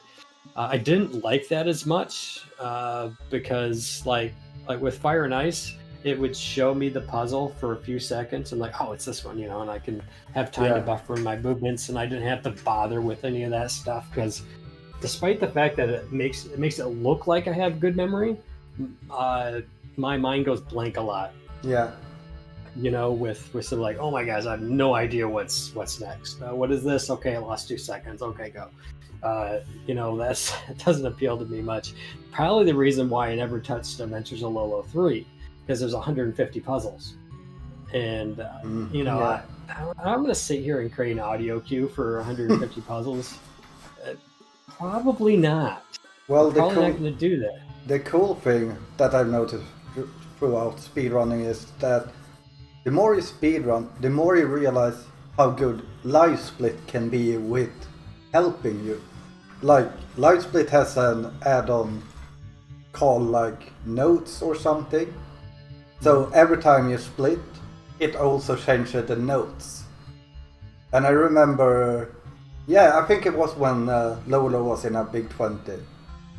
I just had like the first 2 to 3 movements on that note thing. So when I split, I could just check and be like, okay, next one is up to 2 squares left.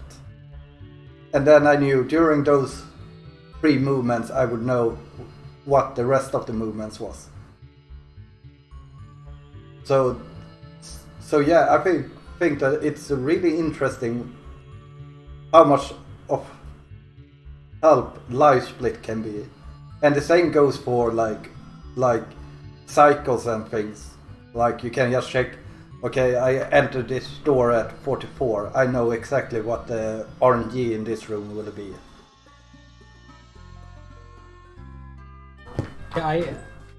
I never was one for having notes in Live Split, but I did use it for the first time when I was playing Solomon's Key, because there's only that was like, so another many game. rooms.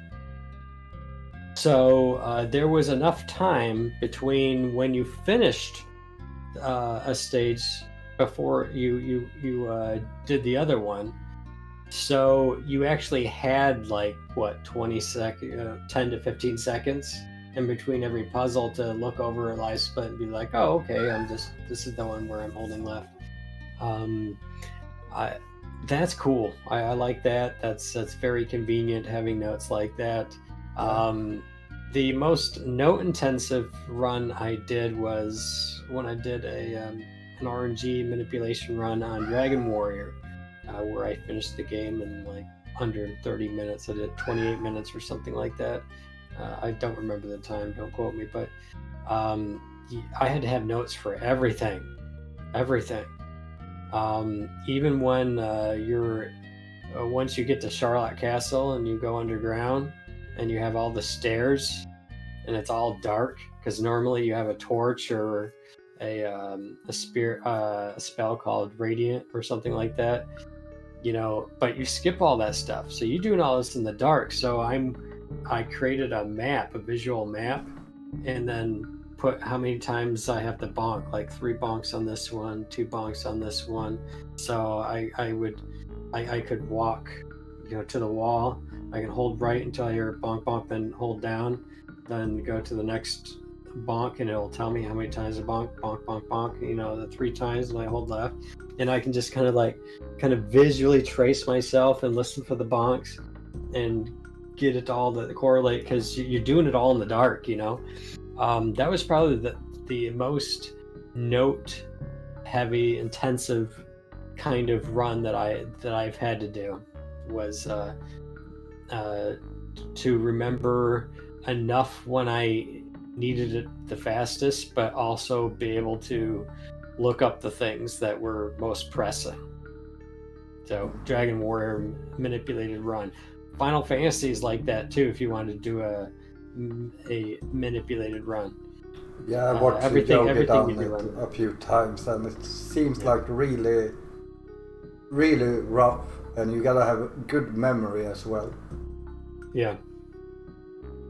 My memory is horrible, so I even had to use notes when I did Sex and C. Because I always forget up or down. Yep, I had to have notes for each of those, and I was always glancing over at my notes. Yeah, the funny thing was, I tried to look at the notes for the next portal when I entered the last one, and I was like, okay, it's down.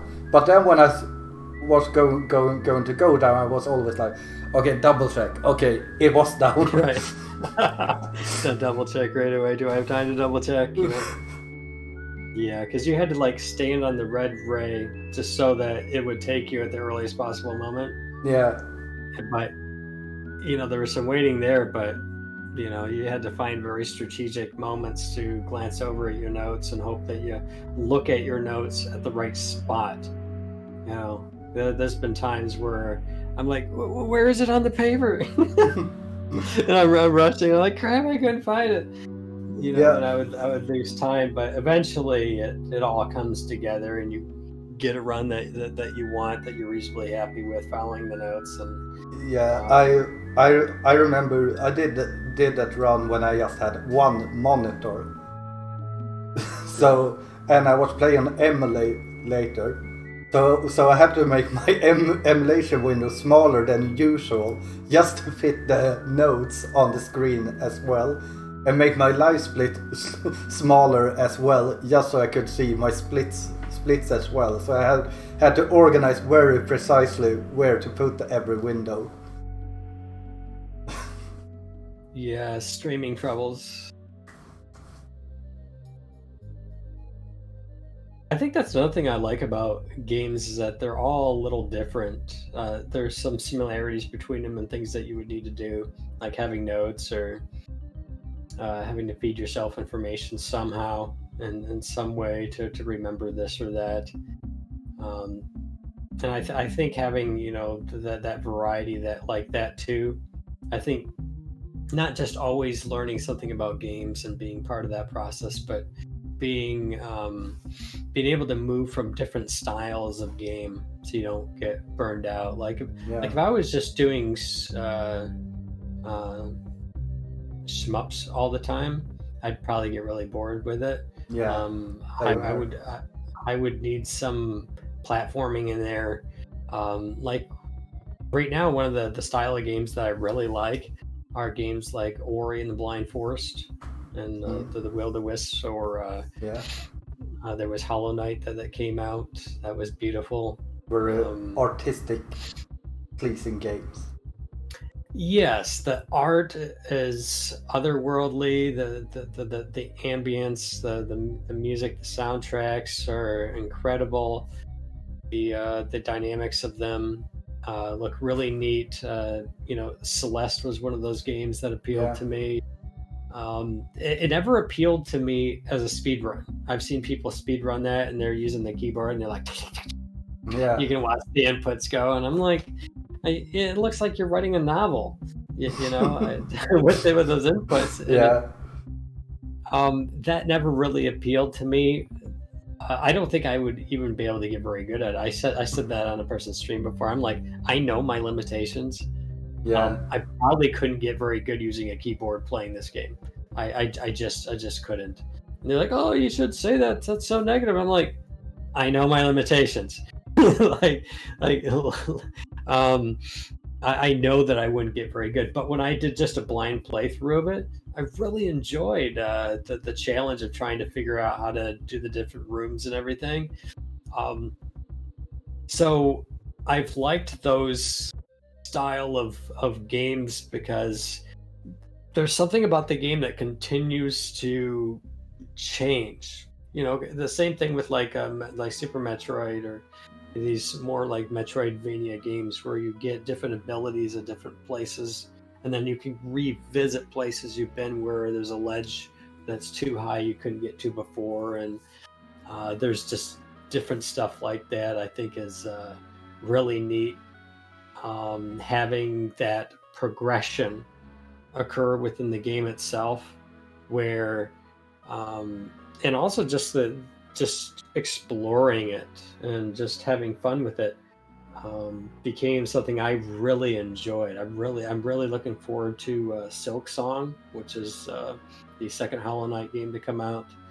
I really wish they would do a third Ori game, but you know, spoiler alert, Ori became a glowing light that just sits in a tree at the end of Will-O-the-Wisp. So I'm not sure if they're going to do some sort of prequel, or they're just done with making Ori games.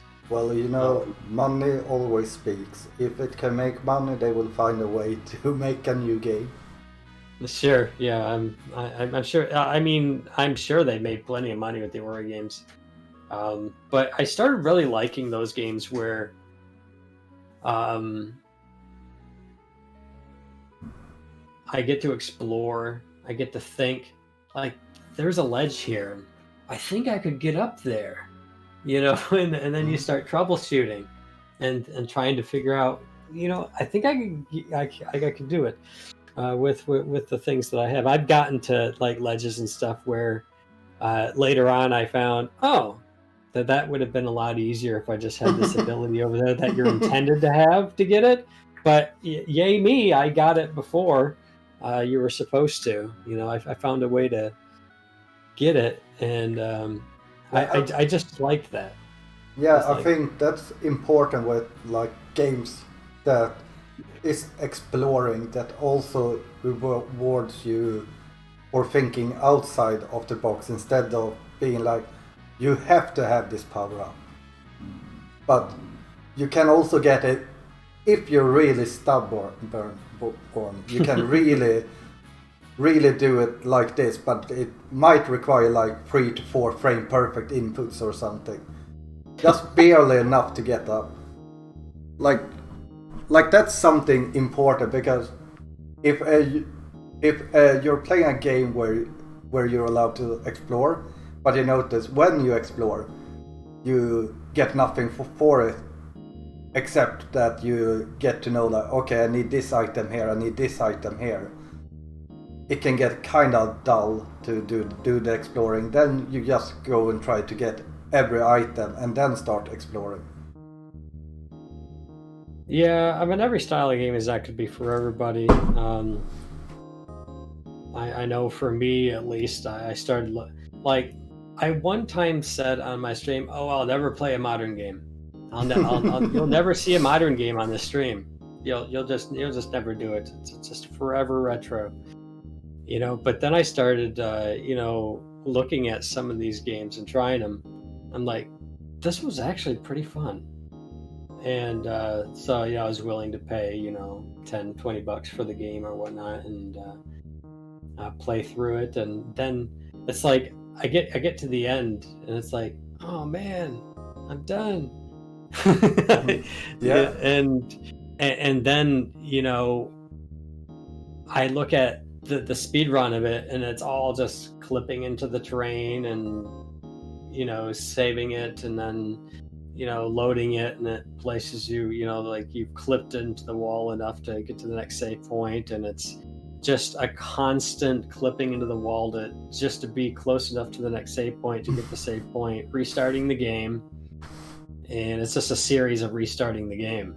And I thought, well, the only time I ever did anything remotely similar to that in terms of like saving the game or restarting it would be on NES Dragon Warrior, where you had to do a frame perfect text box clear out of the throne room, and you could tell whether you were on the right frame based on the movement of the characters outside you got out of the throne room. Well, actually, you could tell in the throne room itself whether or not. So you would watch the movement of the guards, and then outside you can see them. And if you didn't get it, you could reset and you can start back up, because it all had to do with that text box clear as to what frame you were going to be on, and that's how you manipulated the whole RNG. So the idea of like saving it and resetting it so that you know exactly what frame you're on to do the next string of manipulation from the throne room, because they were always done from the throne room. You would manipulate, and then you would die to go back. You would save it or whatnot, and then you would hit reset. You bring up the save point on the game, and that was actually part of the speedrun process, was the saving and restarting of the game.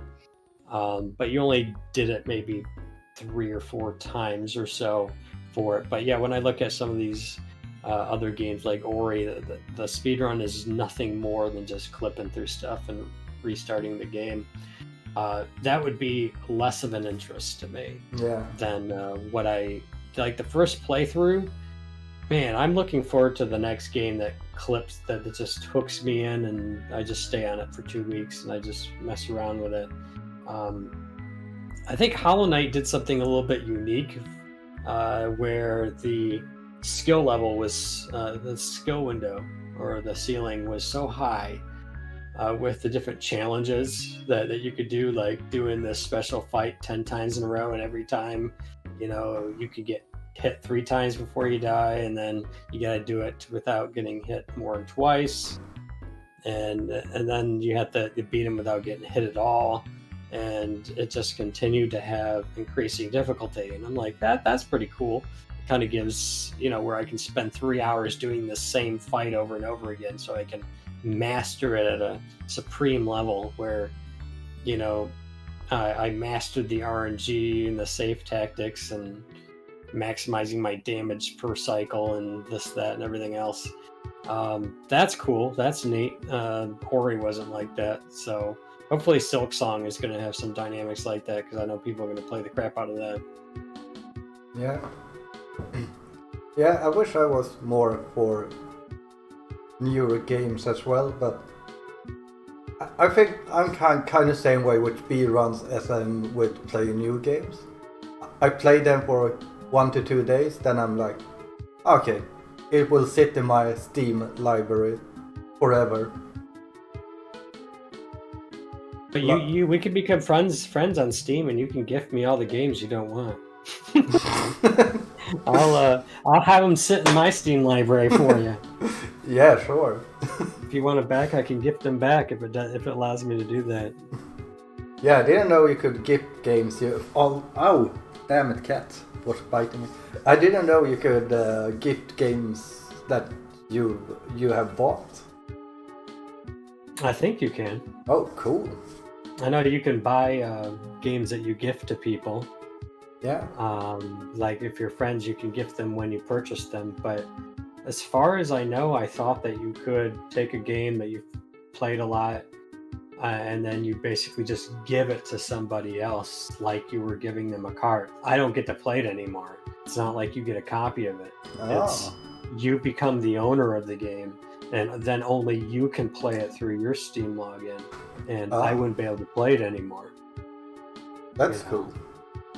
I don't know if they allow, like, if we had an off schedule and we could just shift it back and forth, where we're using a different save file, and we just got to make sure we shift it back so that you can play it on your off days when I go back to work. Yeah.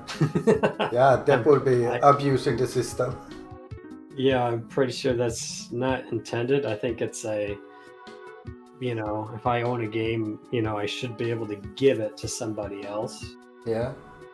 If I wanted to, but I would no longer get to play it. So don't quote me on that. I just thought that was a thing. Yeah.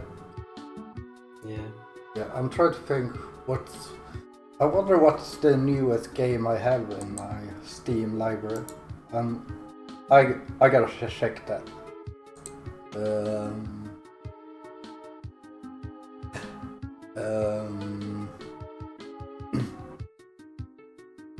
I'm trying to see here. I'm trying to think of the first Steam game that really... I got the Sega Mega Drive and Genesis Classics. But that one I didn't buy. I got it from... what's the channel called? Speed Gaming. Because I participated in something. Oh yeah, the latest game I bought was Among Us. And I played that for I probably played it 3 times. Yeah, I've seen some people play that. I don't know what the interest is in that one. It's really fun if you play with 9 other people over Discord, because it's Sure. Basically it's have you played the Mafia? No. Well, basically there are 8 people that are the good guys that gotta fix the ship, and there's 2 people that are the bad guys. The bad guys can kill the good people, And when you find a dead body, you can report it, and then you discuss and try to figure out who the two imposters are, and you try to vote them out. And it can get really heated discussions among friends and stuff when you play it. Really, the biggest part of the game isn't the game itself. It's the discussion between the game. So it's basically the game is only fun if you're playing with fun people.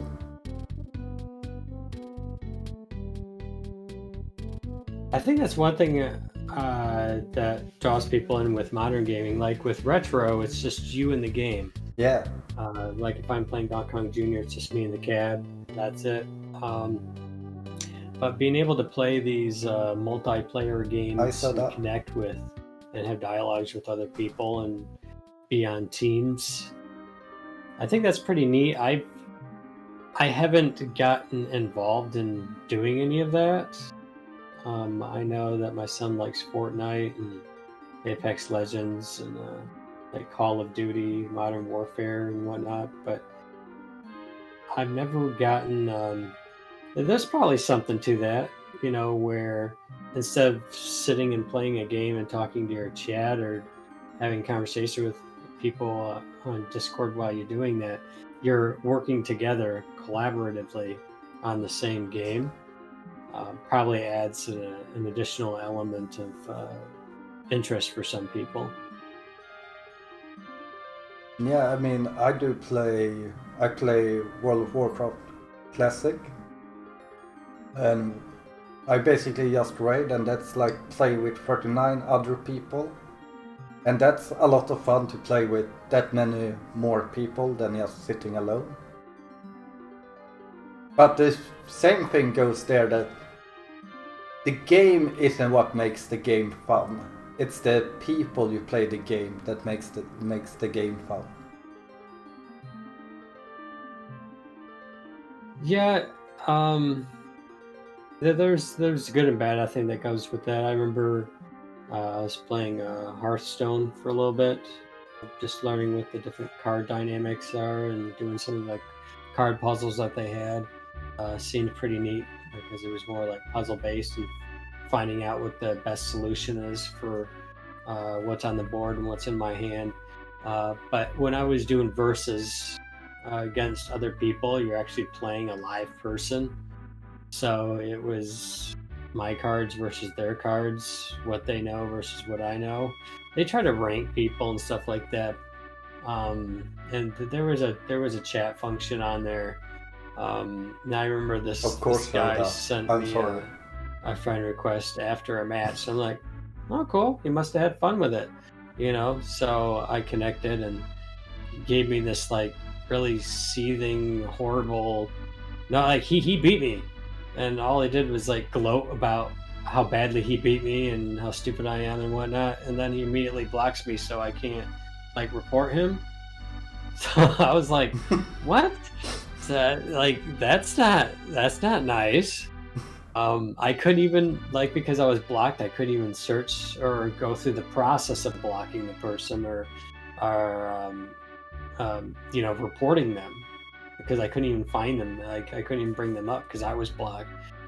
And I thought, well, I guess there is some bad things that can happen with those sort of formats. I think it's neat to be able to chat with other people. I remember playing some of that with Yogi, and that was fun.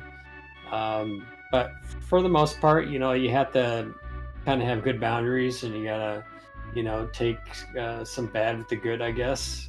And some games like that are more widely viewed, like if they're like within the top 5 you know, played games like Fortnite or something like that on Twitch, there's probably going to be an interesting flow of people in your chat, people sending you friend requests and things like that. It just adds an additional dynamic of, you know, having good boundaries and just be willing to deal with that. It's not so much like that with retro games because there's no in-game chat, and for the most part, people in retro don't generally enter into people's chat and just blast people for playing Zelda or something. That doesn't happen a lot. Yeah, I've been trying to get people to play Among Us with me at some point, but most people are not willing, or maybe they are in way different time zone than me, so they can't play with me. But I hope at some point I will get to play with the speedrunner people, because I think that would be a lot of fun, because you get to learn about them on a different level, because most of the speedrunning people I consider friends, I just know from speedrunning. I don't really know them from like outside of speedrunning, except a few I've met on during ESA, like Soda, basically the Swedes, the Norwegians, and some. Yeah, I met Yogi at one ESA, and that was really interesting. He's basically the same guy that he is on stream in real life, which is really weird but interesting. Not Who is that? Yogi Daman. Okay, yeah, sure, yeah. Like he was this super calm person in real life as well, and that was really interesting to see that he didn't have a special persona when he was streaming.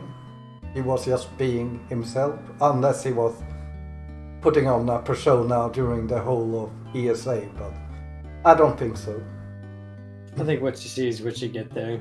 Yeah, and same thing with TMR. Like when you see him on stream, you might think he's overplaying his character, so to speak. But who he is on stream is really who he is in real life as well. Like he's this really over energetic person that loves to be the center of attention. Just a really fun guy to be around. Along those lines, I've had people ask me if I ever planned on going to any particular event at some point in the future. And usually what I tell them is that it probably wouldn't be, the same person, because when I'm in groups, I normally just listen and watch. I'm a watcher, I guess. I just, if there's like one-on-one, I think I would probably become more vocal and interactive. But if I'm in a group of 3 or 4, I just watch the other 3 or 4 interact with each other. Unless they try to draw me into the conversation and ask me a direct question, I'd probably just observe and listen. So I said I probably wouldn't enjoy that as much. Probably being in like a side game room where me and one other person's playing a game or something. That interaction I think would be better, as opposed to having to deal with multiple people dynamic, which I'm not as good at, So normally told people I probably wouldn't, mainly because I would probably seem a little different, because I'd be more quiet. When I'm in my basement, I'm on my own stream, I can just do and say whatever I want, and I have more control over what's going on. It's not like that in real life. There's just more dynamics to it. Yeah, I probably said the same thing you were saying now until I was at my first ESA, because I really didn't want to go to live events or anything. I just wanted to sit at home, play games, because I'm probably a really different person in real life, because I'm like you. In big groups, I rather just sit and listen. and like also with my autism, I get really tired when I'm around a lot of people. Mhm. So like an ESA is like, I think 12 days or something, and it's basically 12 days where you're never alone basically, and that's really taxing on myself, Yeah. at least. But after being there once, first time I was only there for 4 days, I believe, and like it made me realize like, okay, maybe it's more taxing to be around people that doesn't share your hobby, your interest, your passion. It gets a lot easier being around a big group of people that actually understands what your passion in life is. I think that's another element. I think a lot of people who connect with each other on Twitch regarding certain games, a lot of them have seen each other in real life, so that they have that extra layer or connection where, like, they've been at a Games Done Quick with each other for like 5 or 6 years, you know, um, different stuff like that. Social anxiety. Well, I think there's. I know there's some people they really thrive on interaction with other people. They really thrive on it. If you take them and put them alone in the house, they probably get, you know. But when you put them in like a group or a crowd, surrounded with people, it just energizes them. But for me, you put me in a group, it just zaps. It just zaps me. There's. And it's probably because I take more of an intellectual approach to things than a relational one. I'm approaching it and I'm constantly analyzing the variables going on with everything. So if there's too much that's going on, there's too many variables, there's too much stimulus, it becomes overwhelming and taxing. Just because I'm just constantly trying to assess, okay, is this a good time to say something? Is this a good time to say something? No, we already passed that point where it'd be awkward if I went back to that now, and everybody else has already moved on. And, you know, I'm constantly assessing that stuff. Now, somebody could say, well, you're putting too much thought into it. You're thinking about it too much. The problem is that that's how I approach things. You know, that's just how it is, you know? So, that's my personality. It's Yeah, not necessarily something wrong with it.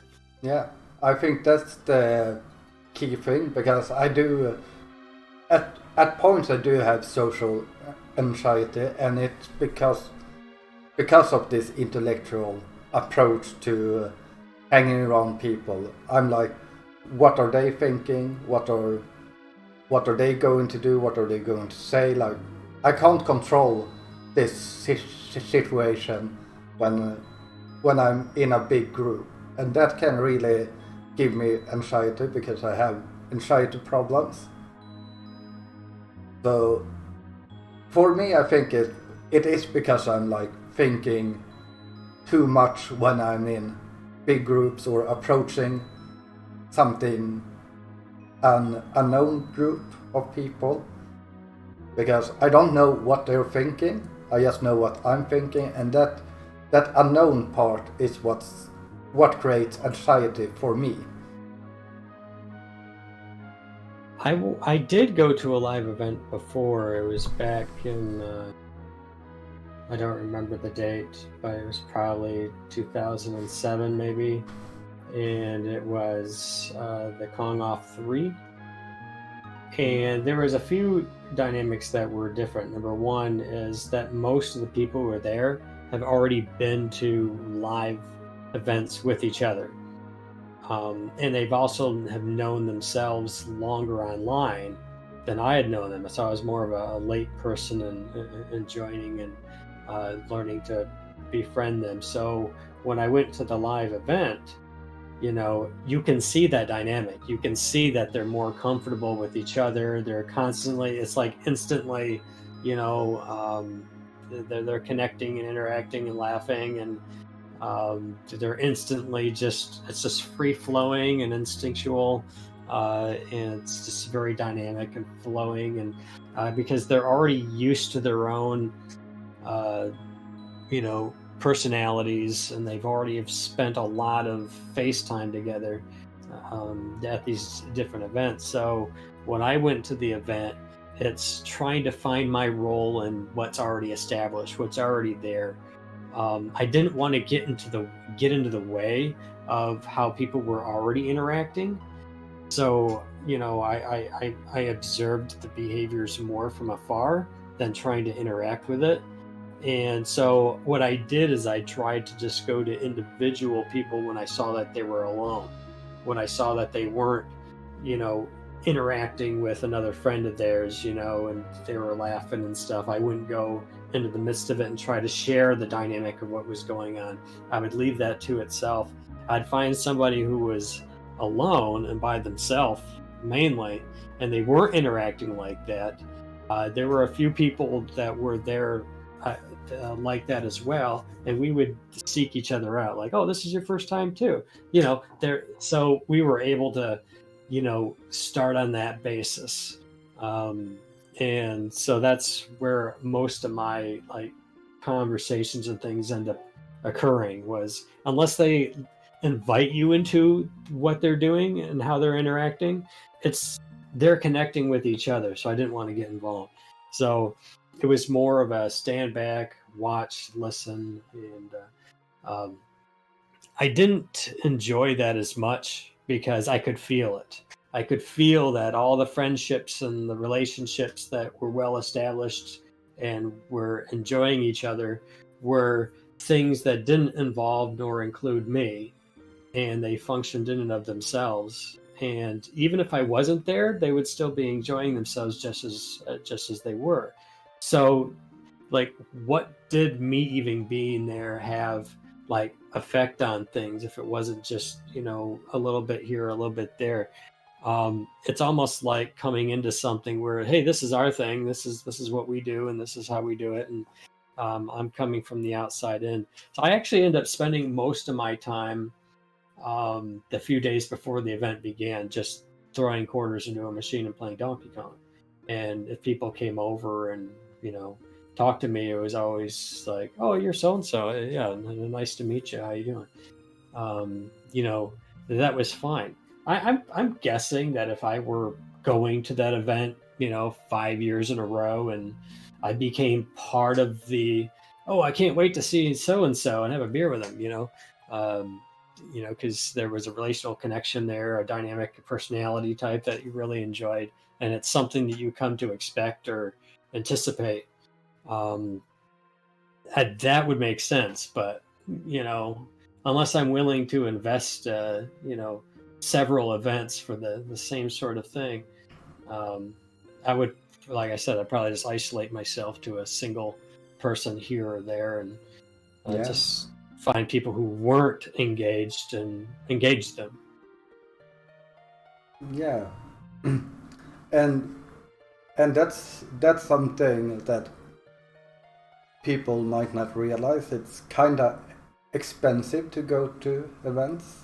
Like, you're probably paying like half a month salary to just be at an event for a week. Right. And so you really want to get the most out of it. And if you feel like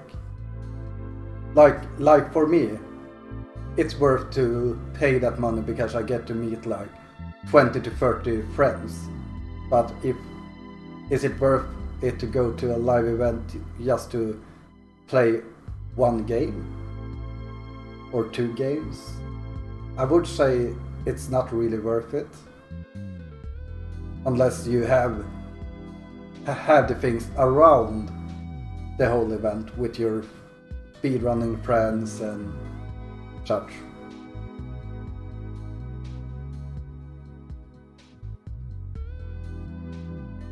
Yeah, I think, like I said, I'd probably find one or two people here and there and connect.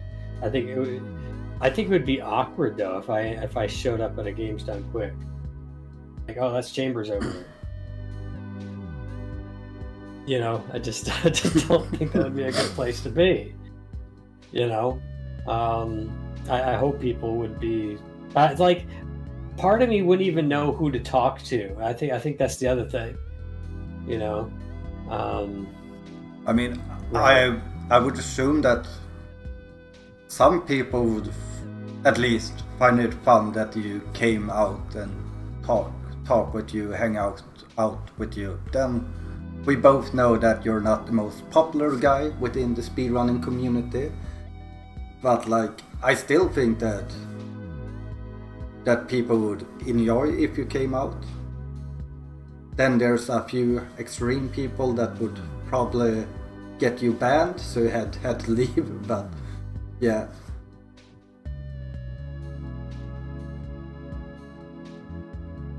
Yeah. So the question for me is probably now I'd probably just stay home and do my own thing and not get involved in participating in any live events anymore. The travel and all of that, constantly being around people, wondering, who, like, if I just go and talk to somebody, because it's going to be like high school, it's going to be like, oh my gosh, he came and talked to you and you said something back. We can't be your friend anymore. You actually said hello to him. I don't want to deal with that stuff. No. Nor do I want to put anybody in a position to, I either be rude to him or show my friends that I'm willing to actually make eye contact. I just don't want to deal with that crap. And I know it's going to be there. Let's be honest. There's a social dynamic in there, and it's not going to be worth my time. But are you still doing like online events? Like, did you submit anything for the Bones Marathon? No, I was banned from. I was asked to remove myself from the team, the Best of NES team, and I was also asked to leave the Discord. That communicated to me that I wasn't welcome being associated with Best of NES, so that communicated to me that I wasn't really welcome to participate in any kind of Best of NES events or anything like that. So I did actually not know about that. I will ask around a little bit and see why, because I know why. They were. I was doing a. They didn't want me to be associated with the team because the team didn't want to be associated with me. Bad Breaks and other people were getting messages. Surprise! They were getting messages about me and not wanting me to be there, and it really came like open where he was willing to talk to me about it, and just said, "Hey," he basically said, "That's just the way things are now."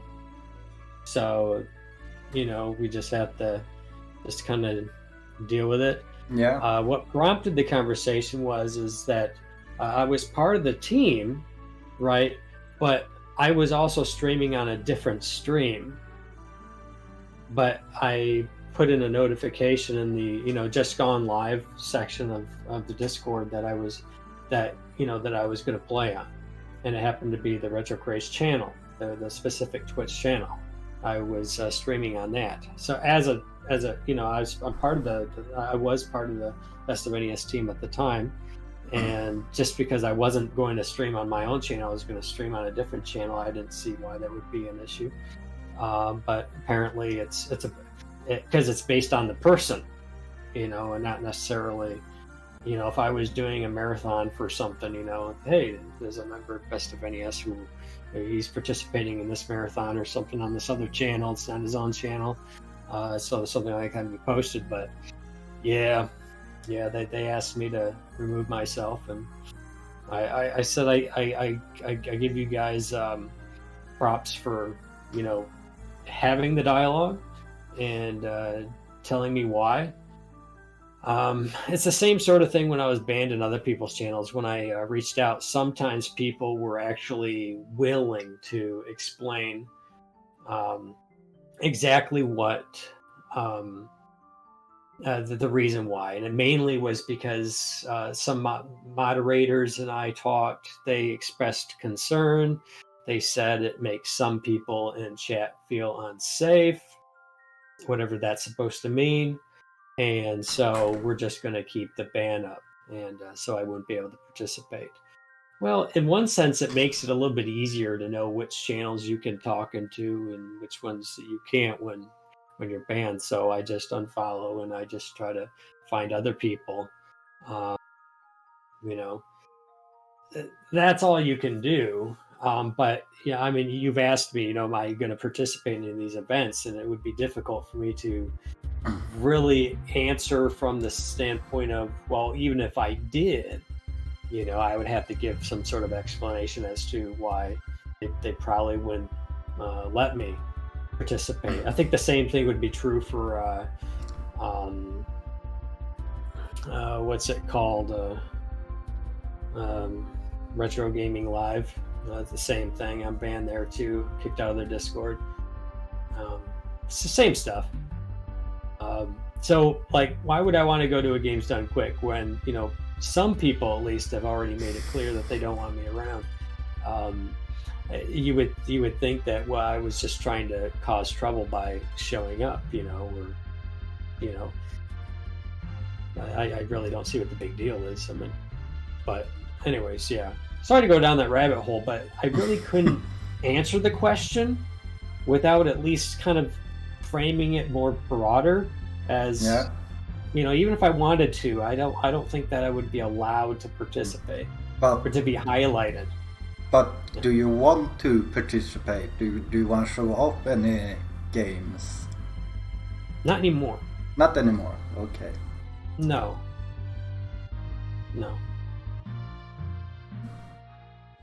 Yeah, I was kinda, if my section C got in, I would like you to commentate it because you know the game, but now I gotta check if you're allowed to commentate. Right, there's that. I mean, since it's you doing it, I would definitely be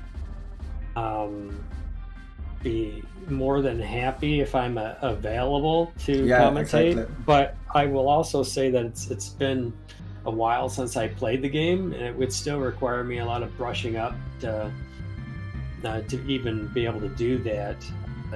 Long story short, for that, it's probably best to just find a non-chambers option. Non-chambers option. I like that word. Yeah.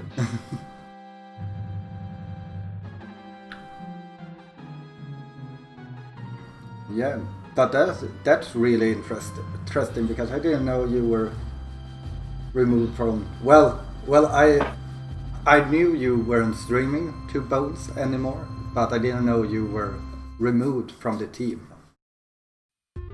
That leads me to another thing we haven't talked about. Is, you know, some people are part of teams and some people aren't. Like, you're part of Best of NES. Best of NES was the first team that I was invited to. And I think they did that because I had a couple world records in NES games, and I wasn't part of any team, so they sent me an invite. I felt honored. That was cool. So I said, yeah, that's great. I'm happy to be part of the team and whatever that means, because I guess that it means different things depending on what team you're in. So I joined a few different teams after that. There was another team I was on. I won't say who they are. I will explain that in a few moments. It was retro gaming related, and they sent me a message, and they're like, you know, we don't want you part of the team anymore. I'm like, totally understand, get that a lot. So eventually, you know, I decided, well, maybe I'll just try one more team experience, you know. So I tried to be on B42. And I think it was pretty cool.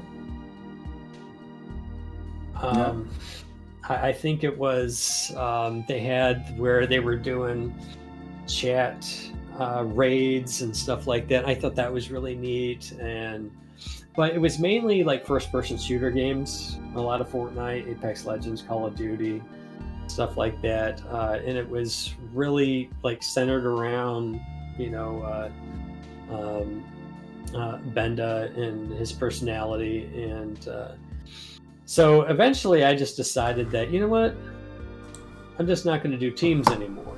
So I'm not gonna associate with any teams, and that's probably best for other people, you know. So we don't have to have those conversations. B42 was willing to allow me on the team, you know, and I was able to, you know, communicate a few things here and there about things that happened in the past, and the one thing I liked about it is they really didn't like the drama, which was fine. They didn't like the drama.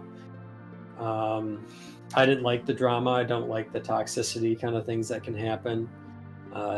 If two people are having a quarrel, it becomes a community, you know, exhibition. I'm more of a private person. If you have something against somebody, you know, have a conversation one-on-one.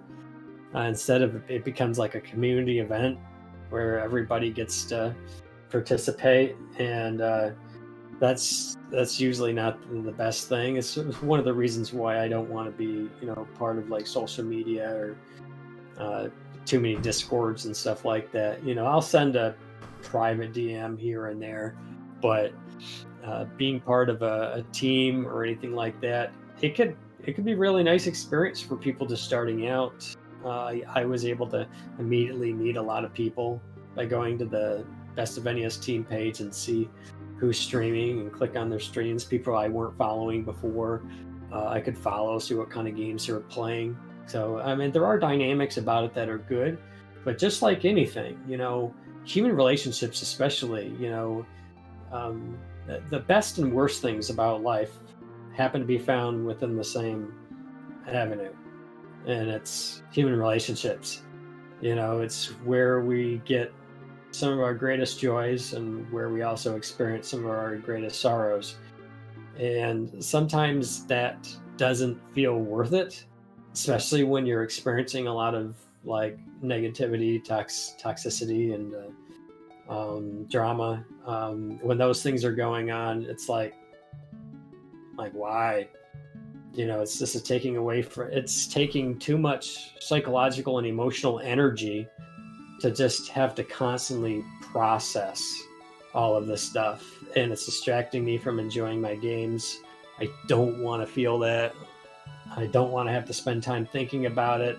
It's just not worth it. So let's just have tighter boundaries, you know. And if that means we're not going to be participating in any team dynamics anymore, or I delete my social media, or, you know, I just do my own thing on my own stream and I'll only post on going live in my Discord or something like that, that's probably what I'm going to end up doing, because, you know, it just doesn't make a whole lot of sense to me to put so much time and energy into those things when I think it starts to detract from the reason why.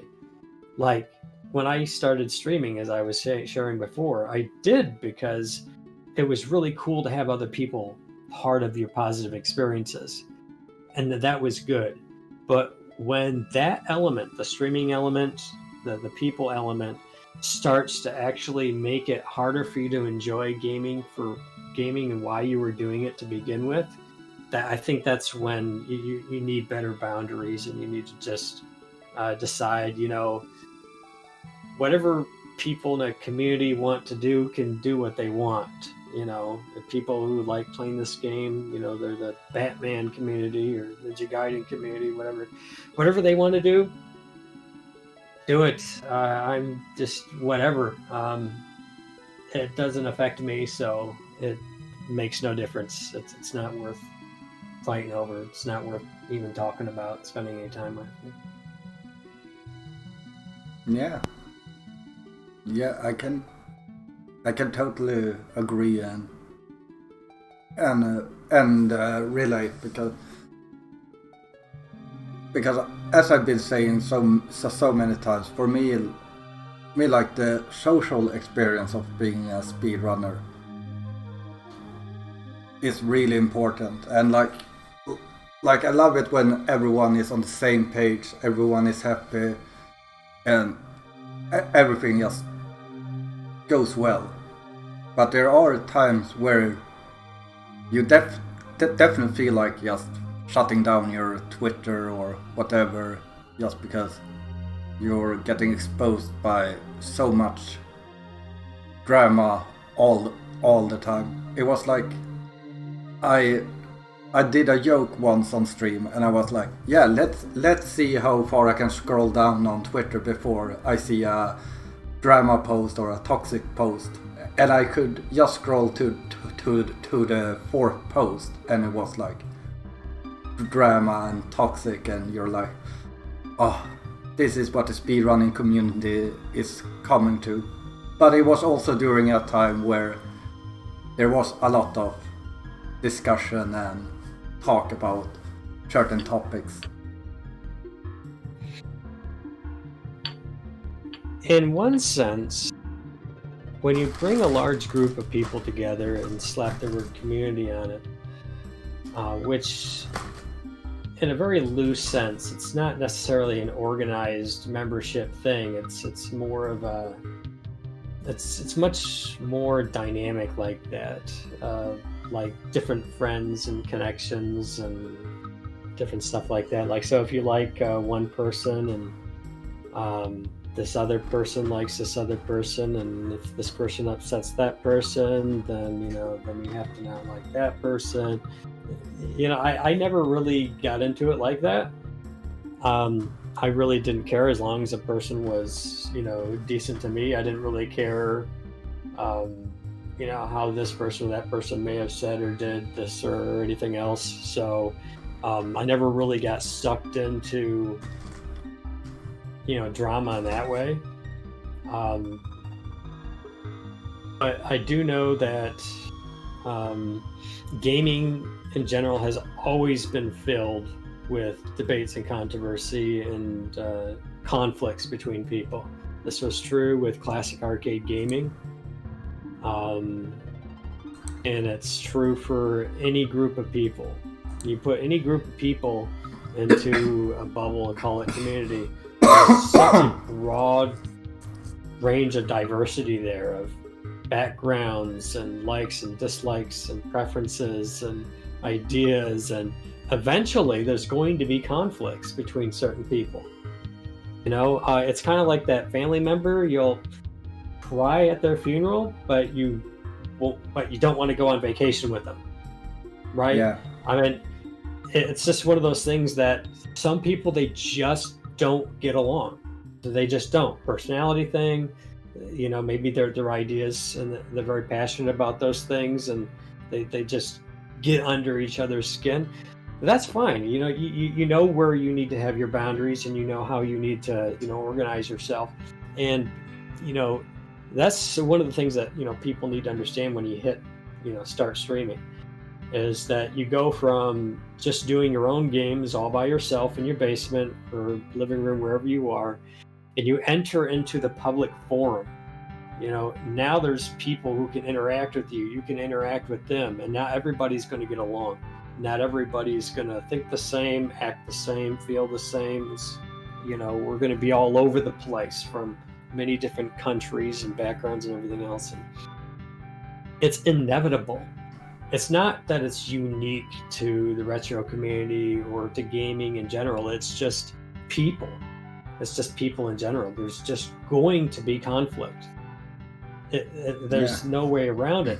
The only thing you can do is find positive ways to maybe help mitigate the damage that relational conflicts can have on people. And that's not always easy either, because as soon as one person has a bad experience, now 3 people are leaving. This person stops liking you, now their friends have to stop liking you. And it's just a continual moving, flowing dynamic of relational connections and who is nice to whom. And see, there's different ways of looking at it. I kind of like the idea of being super neutral and just doing gaming commentary and just drawing people to your stream based on the content and the interest, and they're there for the game, because there's probably not a lot of conflict that ends up occurring as a result. But people whose streams are more built around their personality takes on a certain quality to it, a certain flavors, so to speak, where more of yourself ends up being projected and expressed. And when a personality is expressed or ideas are expressed, that's where conflicts can more likely occur within the relational realm. So you kind of have to pick and choose the type of stream that you want to have. Do you have a personality that's more confrontational towards people? I know some people, they're just very blunt on stream. Very blunt. They have tons of viewers. They're very blunt about everything that they think, and it's very dynamic, and it's really based on their personality. And in a way that works for them. Like, I remember talking to this one partner, and she said that she purposely says antagonistic things sometimes because she just wants to kick out the people who eventually will cause problems, who eventually will cause issues for them. And I found that to be quite interesting. When you're like boldly yourself and you're not afraid to offend people, like, this is my thought on this, and this is how, this joke, I laugh at this joke. That might offend you. But hey, I find that joke funny, so screw you. So if you don't like my personality, you don't like what I like to laugh at, you don't like my humor, you don't like the way that I talk or express myself, go somewhere else. And when you're boldly and you project a personality like that, it's probably going to push some people away, but it's also kind of sifting in a way where, yes, it's going to kind of push away the people who probably don't fit the dynamic that you're trying to create, the environment that you're trying to create on your own stream. So it becomes very specific to your own personality. Something about that appeals to me because, see, for the longest time, I tried to be neutral about everything. I tried to be cautious on how I share this idea or that idea on stream. But that brought a broad range or diverse of people to my stream, and people knew who I was a lot. But if I would have built my stream more based on my personality and was more vocal about things and didn't try to tone myself down and didn't end up drawing in people who might be offended by this, that, or anything else, it's very possible that I would have had a more of a community or a following on my channel that was more geared towards that. People are used to that.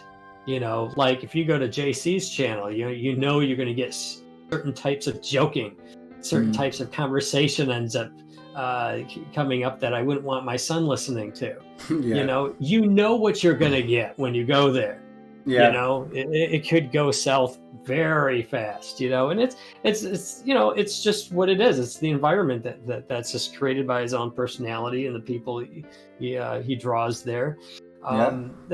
So I kind of like the idea of not having to be professional on your own stream, where you're always walking eggshells around people and you're always having to craft your words just right so it communicates something, but it's not going to be offensive to people. So you try to cater to everybody all the time. And I meant from my own personal experience, I see how that works out. It means that eventually nobody watches your channel. Yeah. I feel the same way, that I'm probably really well, I should say I'm really careful. I always say what I think and such. But like sometimes I can get really worried, like when I'm looking up on a speedrun on speedrun.com, for example, and I'm going to mention the speedrunner, and I'm like, I don't know if this is a he or she or whatever, and like it ends up with me saying this person, because that's the most neutral word I can say, even though my standard is to just say he to whatever I don't know the sex of. And because of that, I feel like during those times when I don't know the preferred nouns or whatever it's called, I get really like worried, because I do not want to offend someone, but I also want to make sure that people know that if I misgender someone, it's not because I did it on purpose. It's because it's my standard nouns to go to, basically. Yeah, I did recognize that at one time I started using they generally. Like if I didn't know the biological sex of the viewer or the streamer, like, so sometimes there's people in my chat, they've never streamed before. I have no idea. So you can't just automatically assume that, this is a man or a woman that's, sitting behind a keyboard watching your stream. So at one point I just started saying, well, if I don't know, I'll just use the word they. I'll just use the word they. That might be a better word than person. But I don't like using they because that's a plural. So I'm running into grammar issues, and yes, I care about that. I'm sorry, but it does. I care about that. I'm a stickler for that. So sometimes I try to just, instead of using a pronoun, I'll just use the streamer's name. So I'll be like JKL this, JKL that, Yeah. JKL. I'll just keep throwing out the streamer name. Yeah. If you do that, you can avoid altogether all sorts of issues. Because apparently, so somebody said on Twitter, several months ago, that they claimed that I had misgendered someone. I have no idea who they're talking about. Like apparently somebody at some point got offended by something I said or didn't know, and even that, like, I don't have to force anything on anybody about those types of questions. If a person prefers this or that, I'll just use their stream name. And if they don't like the fact that I'm using a stream name, if I'm using just the stream name, like, how can you get mad at me for that? You may want to be called this, that, or something else, but this is your stream name, so I'm just going to go with that. Because for me, that seems super, super safe. Because one time, this actually happened to me where I was hosted by somebody, and this person, I'm keeping the stream name out of it, so it's hard to not say this person, but I kept referring to the person as a she, and a person in my chat said, "You think so and so is a she?" And I'm like, I thought so. I mean, they got the long hair, and didn't look like they had a Adam's apple, and I'm just trying to go about this the best way I can. Like I guess I don't know now. I mean, the fact that you're asking me that question makes me wonder. Well, I guess I don't know. Hey, I said, well, I certainly didn't mean any offense by this, that, or anything else. I just, I'm just trying to interact with my viewers. That's it. If you want to make things personal and all about you, well, go somewhere else. I'm not really interested in that. Yeah, the thing is like, say I have someone new coming into stream and I say something, say like, I call that person a he, but it's a she, and she says, "Oh, I'm a girl. I will of course refer to her as a girl." But like if I don't know the preferred gender or whatever you want to go into that discussion, which I do not want to go into, but like as long as that person tells me like, "Oh, I don't want to be called a he, I want to be called a she," or "Oh, I don't want to be called a she because I'm a he," or whatever, I will respect that, and that's what I hope, because I will at some point probably misgender someone. That's just something that will happen at some point, and I hope they show me the same respect as I showed them by saying I will correct myself, that they will also correct me when I'm saying something wrong, instead of going all angry mob. Right. There was a, gosh, this was up in Canada, and I don't remember what particular law it was, but they were going to make it illegal for a person to purposely misgender somebody. So it was kind of like a compulsory speech law where that had the force of law behind it. C-16? Okay, yeah, that's it. C-16, where apparently it forced speech. So you had to use the language that somebody else told you to use. And if you didn't, then there was the force of law behind it to penalize you, to fine you. There may have been jail time associated that I don't know. And I don't know if this is an actual law that's still in the books or it was something that was just something that was there. But like, I think most of the time people aren't like out and about to just offend people. Like, I want you, JKL, to feel bad right now. You know, like I just had this vindictive, malicious, conniving, manipulative, just, I want you to feel really bad right now, JKL. So I'm going to think of what I can do and say that would like make you feel the worst. I think most people aren't sitting there like coming up with this scheme of like how they're going to like injure somebody. No. I mean, I certainly don't, and I don't think you're the type of person who does.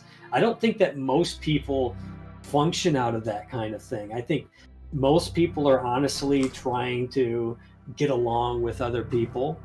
But so you have to try to do the best that you can to get along with other people, to be at peace with all people, the best and the most that you possibly can.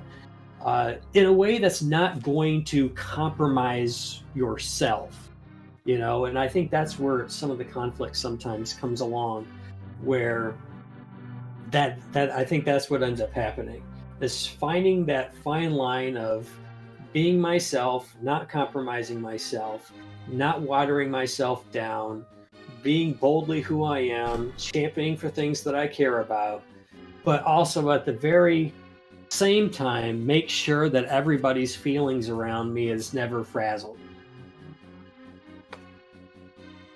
Welcome to humanity. Yeah, and like you were saying, I really hope that most people are like we don't want to hurt the other person. Like of course people will sometimes say the wrong thing. Maybe something that's offensive to you aren't offensive to me. And like I think the important thing is to be able to say that to the other person. Like I've talked about this before on my stream. Probably last time we talked, like when a viewer of mine used a word, and instead of like going on Twitter and saying, "Oh, this person used this word on my stream. I don't think this is an okay word to use." I went to Discord and wrote that to him in private. And I think that's the key difference between creating like a bad situation or a good situation, basically, is to just being willing to talk it out instead of being willing to put it on Twitter or whatever.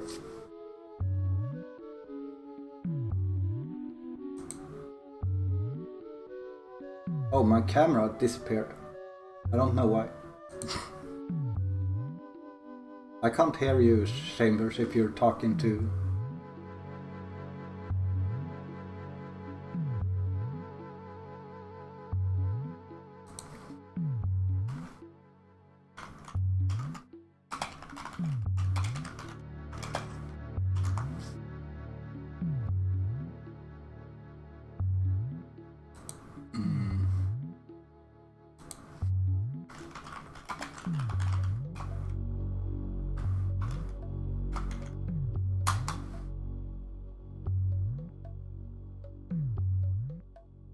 On my own life too. Okay, Oh, I no. can see your Now. video moving. Now I'm hearing you. Okay, now I'm hearing you. There was something with I don't know. There's something going. So yeah, part of obviously we're talking about this because we talk about gaming, and gaming involves streaming on Twitch, and streaming on Twitch involves interacting with people and having a sense of community, having relationships, and these types of questions ends up being part of the streaming dynamic and ends up being part of the experience that we have with streaming. So some of those things certainly sees. Appreciate you guys talking about this stuff, and good to see you again. Yeah, absolutely. Yeah, enjoy work. I appreciate you stopping in and saying hi. I always appreciate that. I think this is a very sensitive subject to talk about as well. Mm-hmm. Absolutely. But saying that it's a sensitive subject to talk about can be incredibly offensive to some people because it shouldn't be a sensitive subject, now should it? Yeah, for me, yeah, for me it's not a sensitive subject because I think you should be able to talk about anything. Yeah.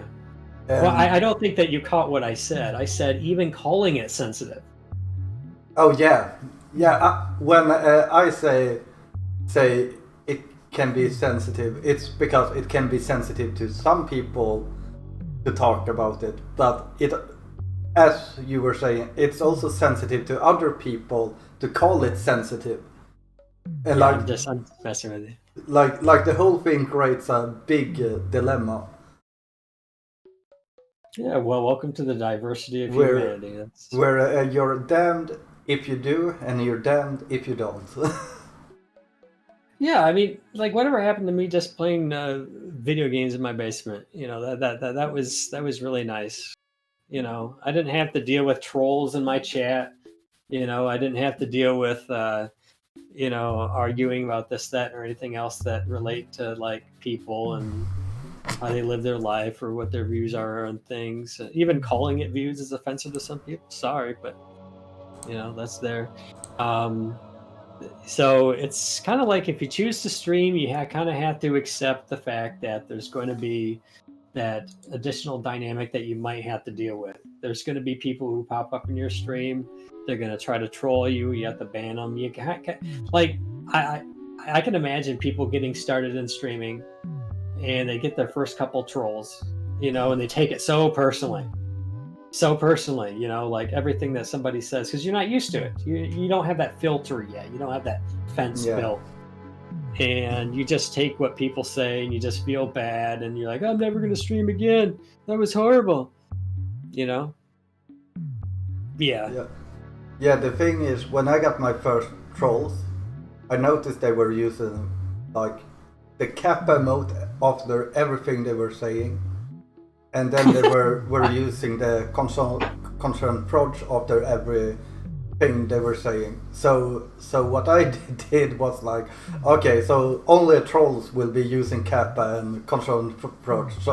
So I made my Nightbot ban anyone that used that emote. Then I think it was during when I did Section C.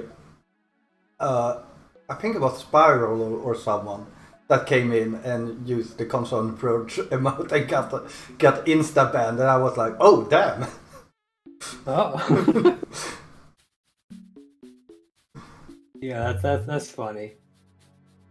But yeah, I know I had a few trolls. This was probably like 2 weeks ago, and like they were obviously trying to get me to say something offensive, because they were like typing. Their name was like two girls, one cup or something, if you know that reference. No, but that's okay. Yeah, and they tried to get me to like get triggered by them because it was two people, and like I felt like if those two would have come in the first time I was streaming ever, I would probably have said something I should not have, like told them to fuck off or something. Right? But because of having been on Twitch for 2 to 3 years, I know that like trolls will come and they will try to get you angry or say something stupid. But that's what they want. So you need to stay relaxed and just not give in to what they are saying. Just focus on what the other people are talking about, because if they don't get any attention, they will just move on. Yeah, there's a streamer I have in mind that if they got trolled, they'd be talking about it for like 20 minutes.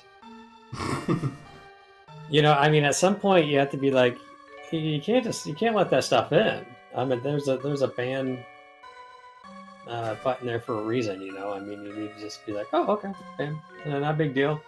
You can't take what a troll says on Twitch seriously. You honestly can't. You know who you are, and if you're thrown off by something like that, maybe you don't know yourself as well as you think that you do. Yeah. You know, I mean, if that's throwing you off balance, then just how secure are you? I mean, seriously, how secure of a person you are? Yeah, of course you can have bad days, but like if every time a troll comes in and troll you and that becomes the focus of the stream, then you probably need to learn how to handle it more than just or just have active mods that ban people. Because that's one thing you gotta realize here on Twitch, that it's your channel.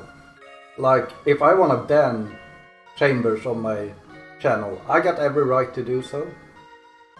And like sure, you can go and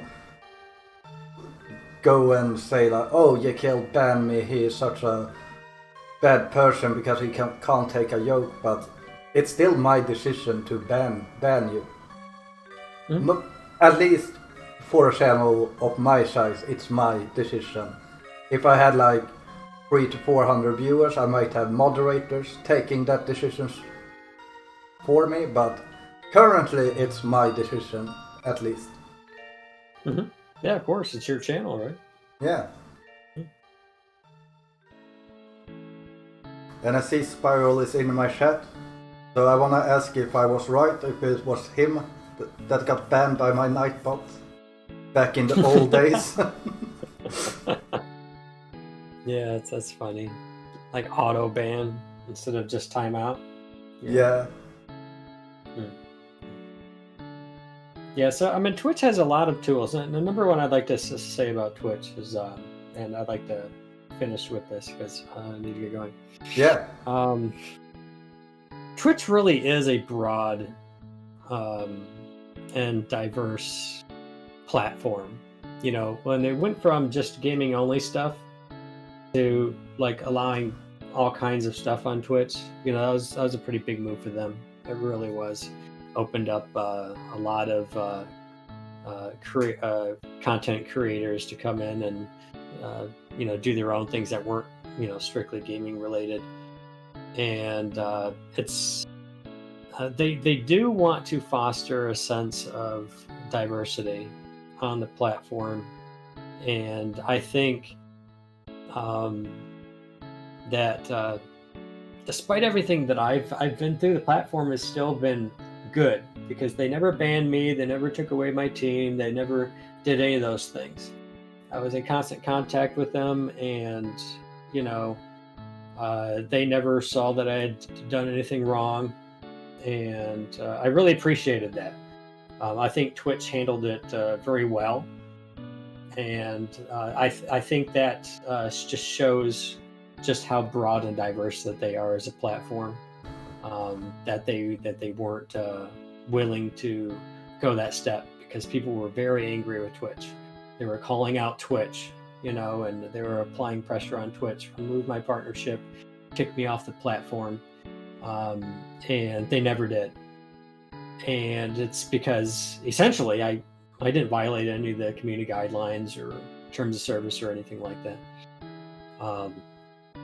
Nor did I intend to. So there's no intent, there's no actual you know, issue there. So it's a broad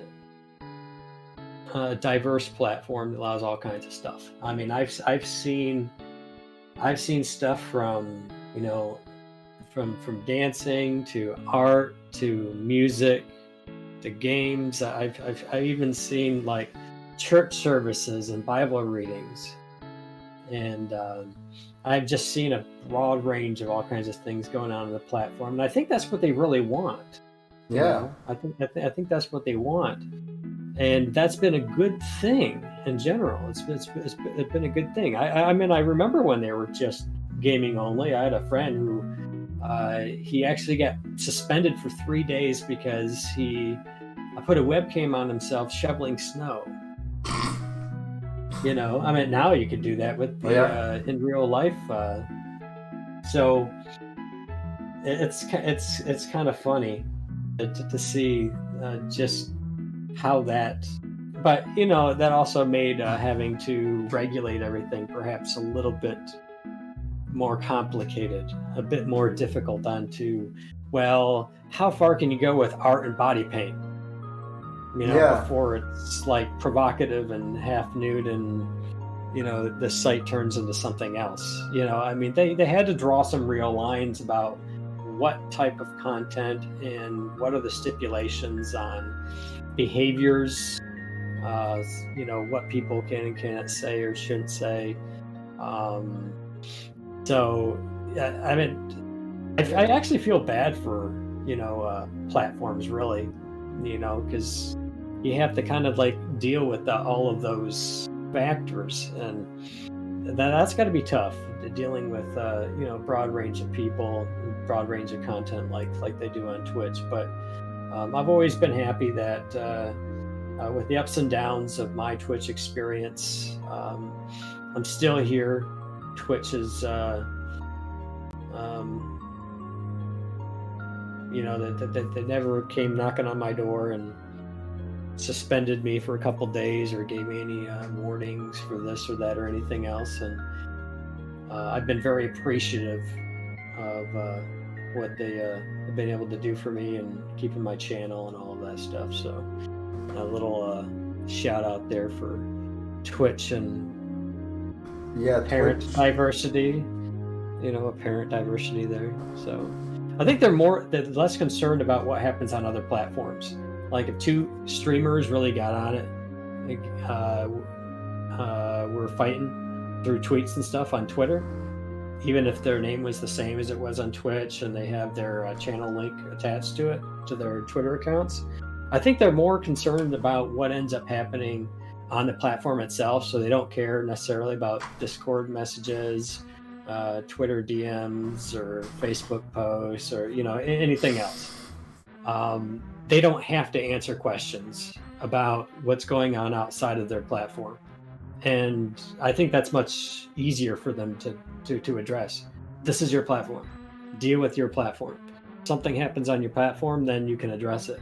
But most of everything I've experienced that relates to Twitch and my channel and everything has actually been outside of Twitch. There's been some people I've banned and I've reported and stuff like that, but not that many. Most people don't seem to misbehave on the platform itself, because I think people know that they're probably going to end up losing their channel.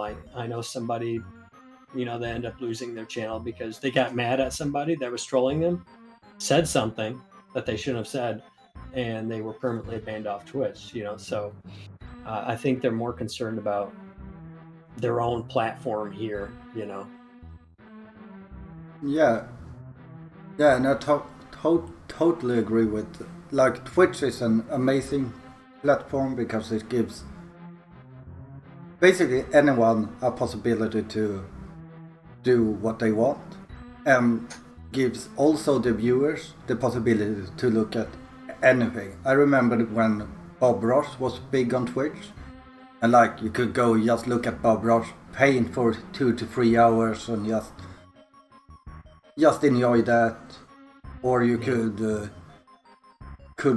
go and look at someone playing the piano for several hours. That's something you can't do on TV or even on YouTube. Usually not on YouTube, but sometimes there might be videos like that. But like, Twitch really gives you as both as a content creator and a viewer the possibility to watch or create whatever you wanna create. And like it is like you say. I think Twitch handled the situation really good. I see you're getting a lot of spams. Do you want to become famous now? No thanks, I'm okay with not being famous. Like 3 people at the same time. I've never seen that before. No, but yeah, Twitch has been an amazing platform for me, like just both as a viewer and as a streamer. I never had a problem with that. Even when Twitch accidentally sent me 500, was it 500 or it was a lot of money they accidentally sent me. And I was like, I contacted them and was like, you accidentally sent me this, and they were like, oh yeah, that's not your money. Can you refund it? And I was like, yeah, sure. So like, even at that level, Twitch has been really good towards me.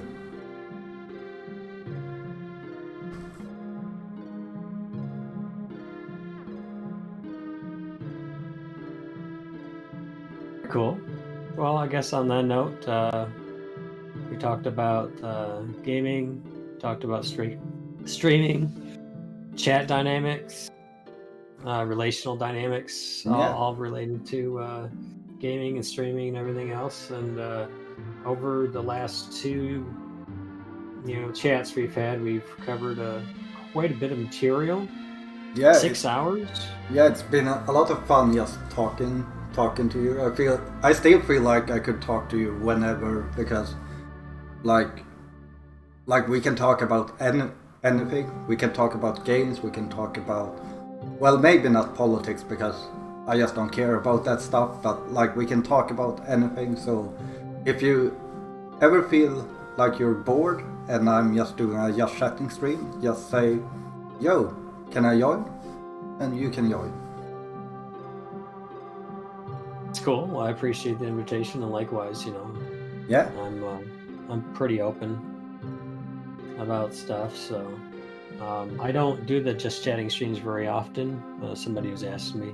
Well, today I'm ending the stream now, but I've been playing some Donkey Kong Jr. on the arcade.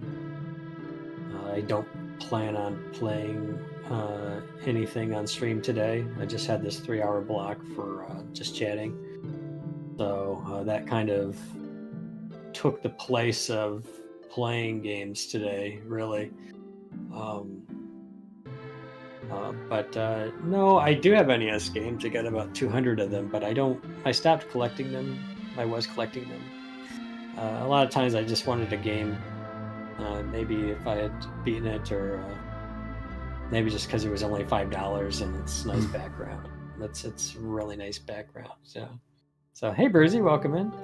Yeah, JKL is hanging out. Yeah, this is my NES collection.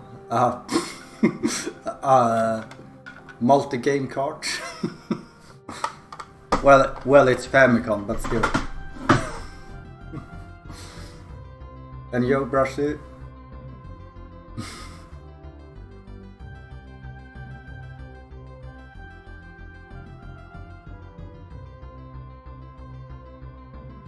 Yeah, so that's all I got for today, friend. I appreciate the conversations we've had. We focused on gaming and Twitch dynamics, and I think that was good. There's no end to things that we can talk about within those spheres. I don't really picture us having conversations about philosophy, culture, and politics, because I'm guessing from what you've said that you may not be as interested in those conversations, and can be more. Well, philosophy isn't that bad to talk about. It's mainly that I don't really get into politics, but like culture differences, I think is really interesting. Like something that Americans find completely normal, Asian people might find really bad, and the same thing around because of cultural differences, like different morals and such. I think that's really interesting topic, to be completely honest. Yeah, the way I normally look at it is that politics is actually just downstream from culture, and culture is just downstream from philosophy. So yeah, really politics is just how philosophy influences culture, and how culture creates these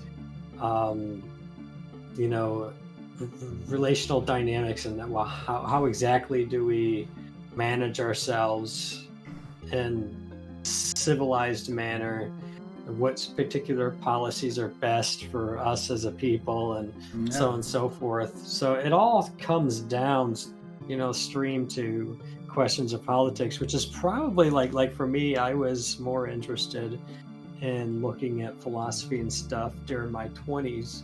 I didn't become interested in politics until I was in my 30s, and it wasn't until then I actually saw just how intertwined all of those things were, because most people fight about things in politics and about different policies and stances on things because it relates to questions of morality, and it relates to questions of rights and things like that flow straight from basic philosophical conversations. So I've always been interested now, as I've gotten older, how those things have influenced the particular culture in which we find ourselves, not just geographical location, but the time, right? So the time and place in which we live, and how it has its own unique set of influences, from predominant ideas and things like that, that really raises the questions of not so much of what's the role of the intellect, what's the role of the will, what is freedom, what is a good compromise, and what things are non-negotiable.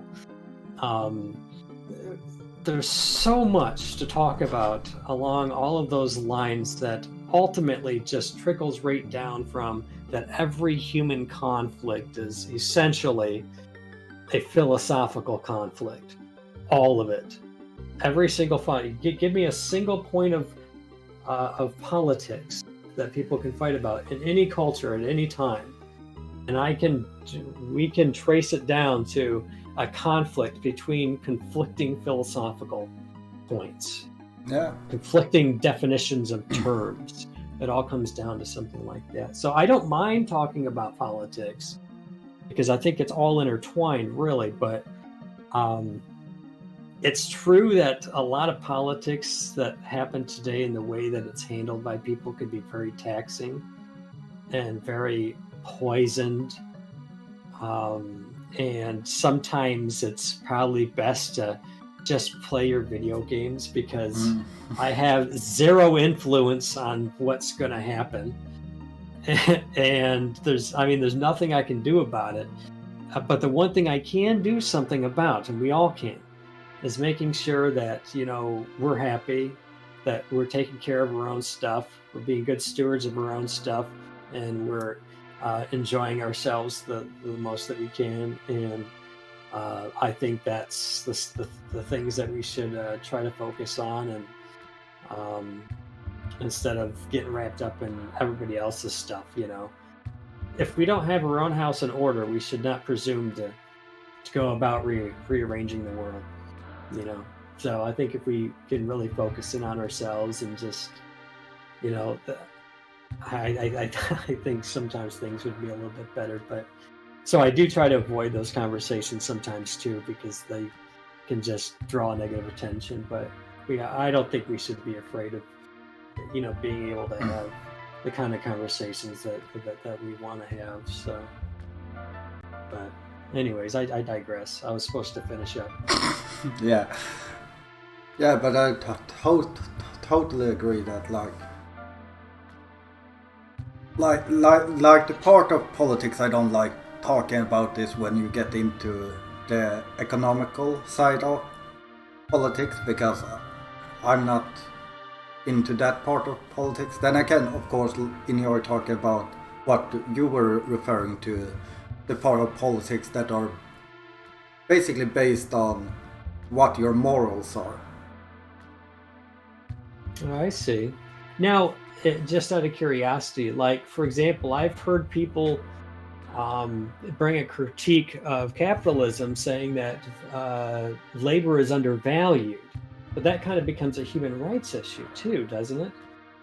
That raises certain moral questions of whether or not people are really paid what they're worth and what their the value of the contributions that they're making to a company, whether or not it's properly reciprocated given how much money the company might make.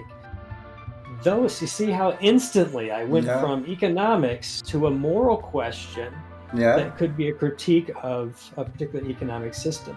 The same thing happens with socialism, when you have lines of people just to get bread or something like that. There's questions about stealing people's wealth from them to redistribute it to other people, whether or not it's the place of people in positions of power to be like Robin Hood and steal from the rich and give to the poor, as opposed to other methods and other things. So once again, straight economic system, straight to questions of morality. Yeah. And I think that's why even conversations about economic systems, forms of government, always trickles right straight back to questions of philosophy, about the role of people organizing in relation to the people who find themselves, underneath those forms of government, and the question of human freedom and expression and stuff like that. Yeah. Huge rabbit hole. We don't have time to go into that right now. But thank you for at least touching upon it with me for just a brief moment. I think I got 3 viewers, and that's probably me, JKL, and the last person who Well, it says 6 on my screen. Oh well, it's probably updated over here. It says 3. Well, anyway, so I'm not going to go about and host somebody. The auto host will kick in to whoever that is. But once again, thanks JKL for stopping by, and greatly appreciate you. Yeah. And I'm going to continue my own stream for a little while at least, and then I'm going to sleep. Very good, very good. I'll be sleeping in about 3 or 4 hours myself. So. Yeah. Well, thanks a lot for coming, and as I said, it was super interesting talking. I feel like I know you a lot better now, and like found out that you have grown from your experiences with all the things happening, and that you really aren't holding any grudges or anything against anyone. You just seem like you have accepted what happened, and yeah, kind of continue away from it. That's what life is, isn't it? Yeah, I mean, you totally agree. experience some loss, reality shifts and molds, and I was thinking about this today, and you brought up a good point. We could talk forever. Recognizing what reality is, resigning to what it is, and learning how to cope with that. I mean, that comes down to, why living is so difficult for us sometimes. It comes straight down to that stuff, because sometimes cold, hard reality is a slap in the face. It's more like a punch sometimes, or something that leaves you unconscious for a while. Yeah. And it's I recognize that it's this. Now I resign to it. This is what it is, and there's nothing I can do, so I resign to it.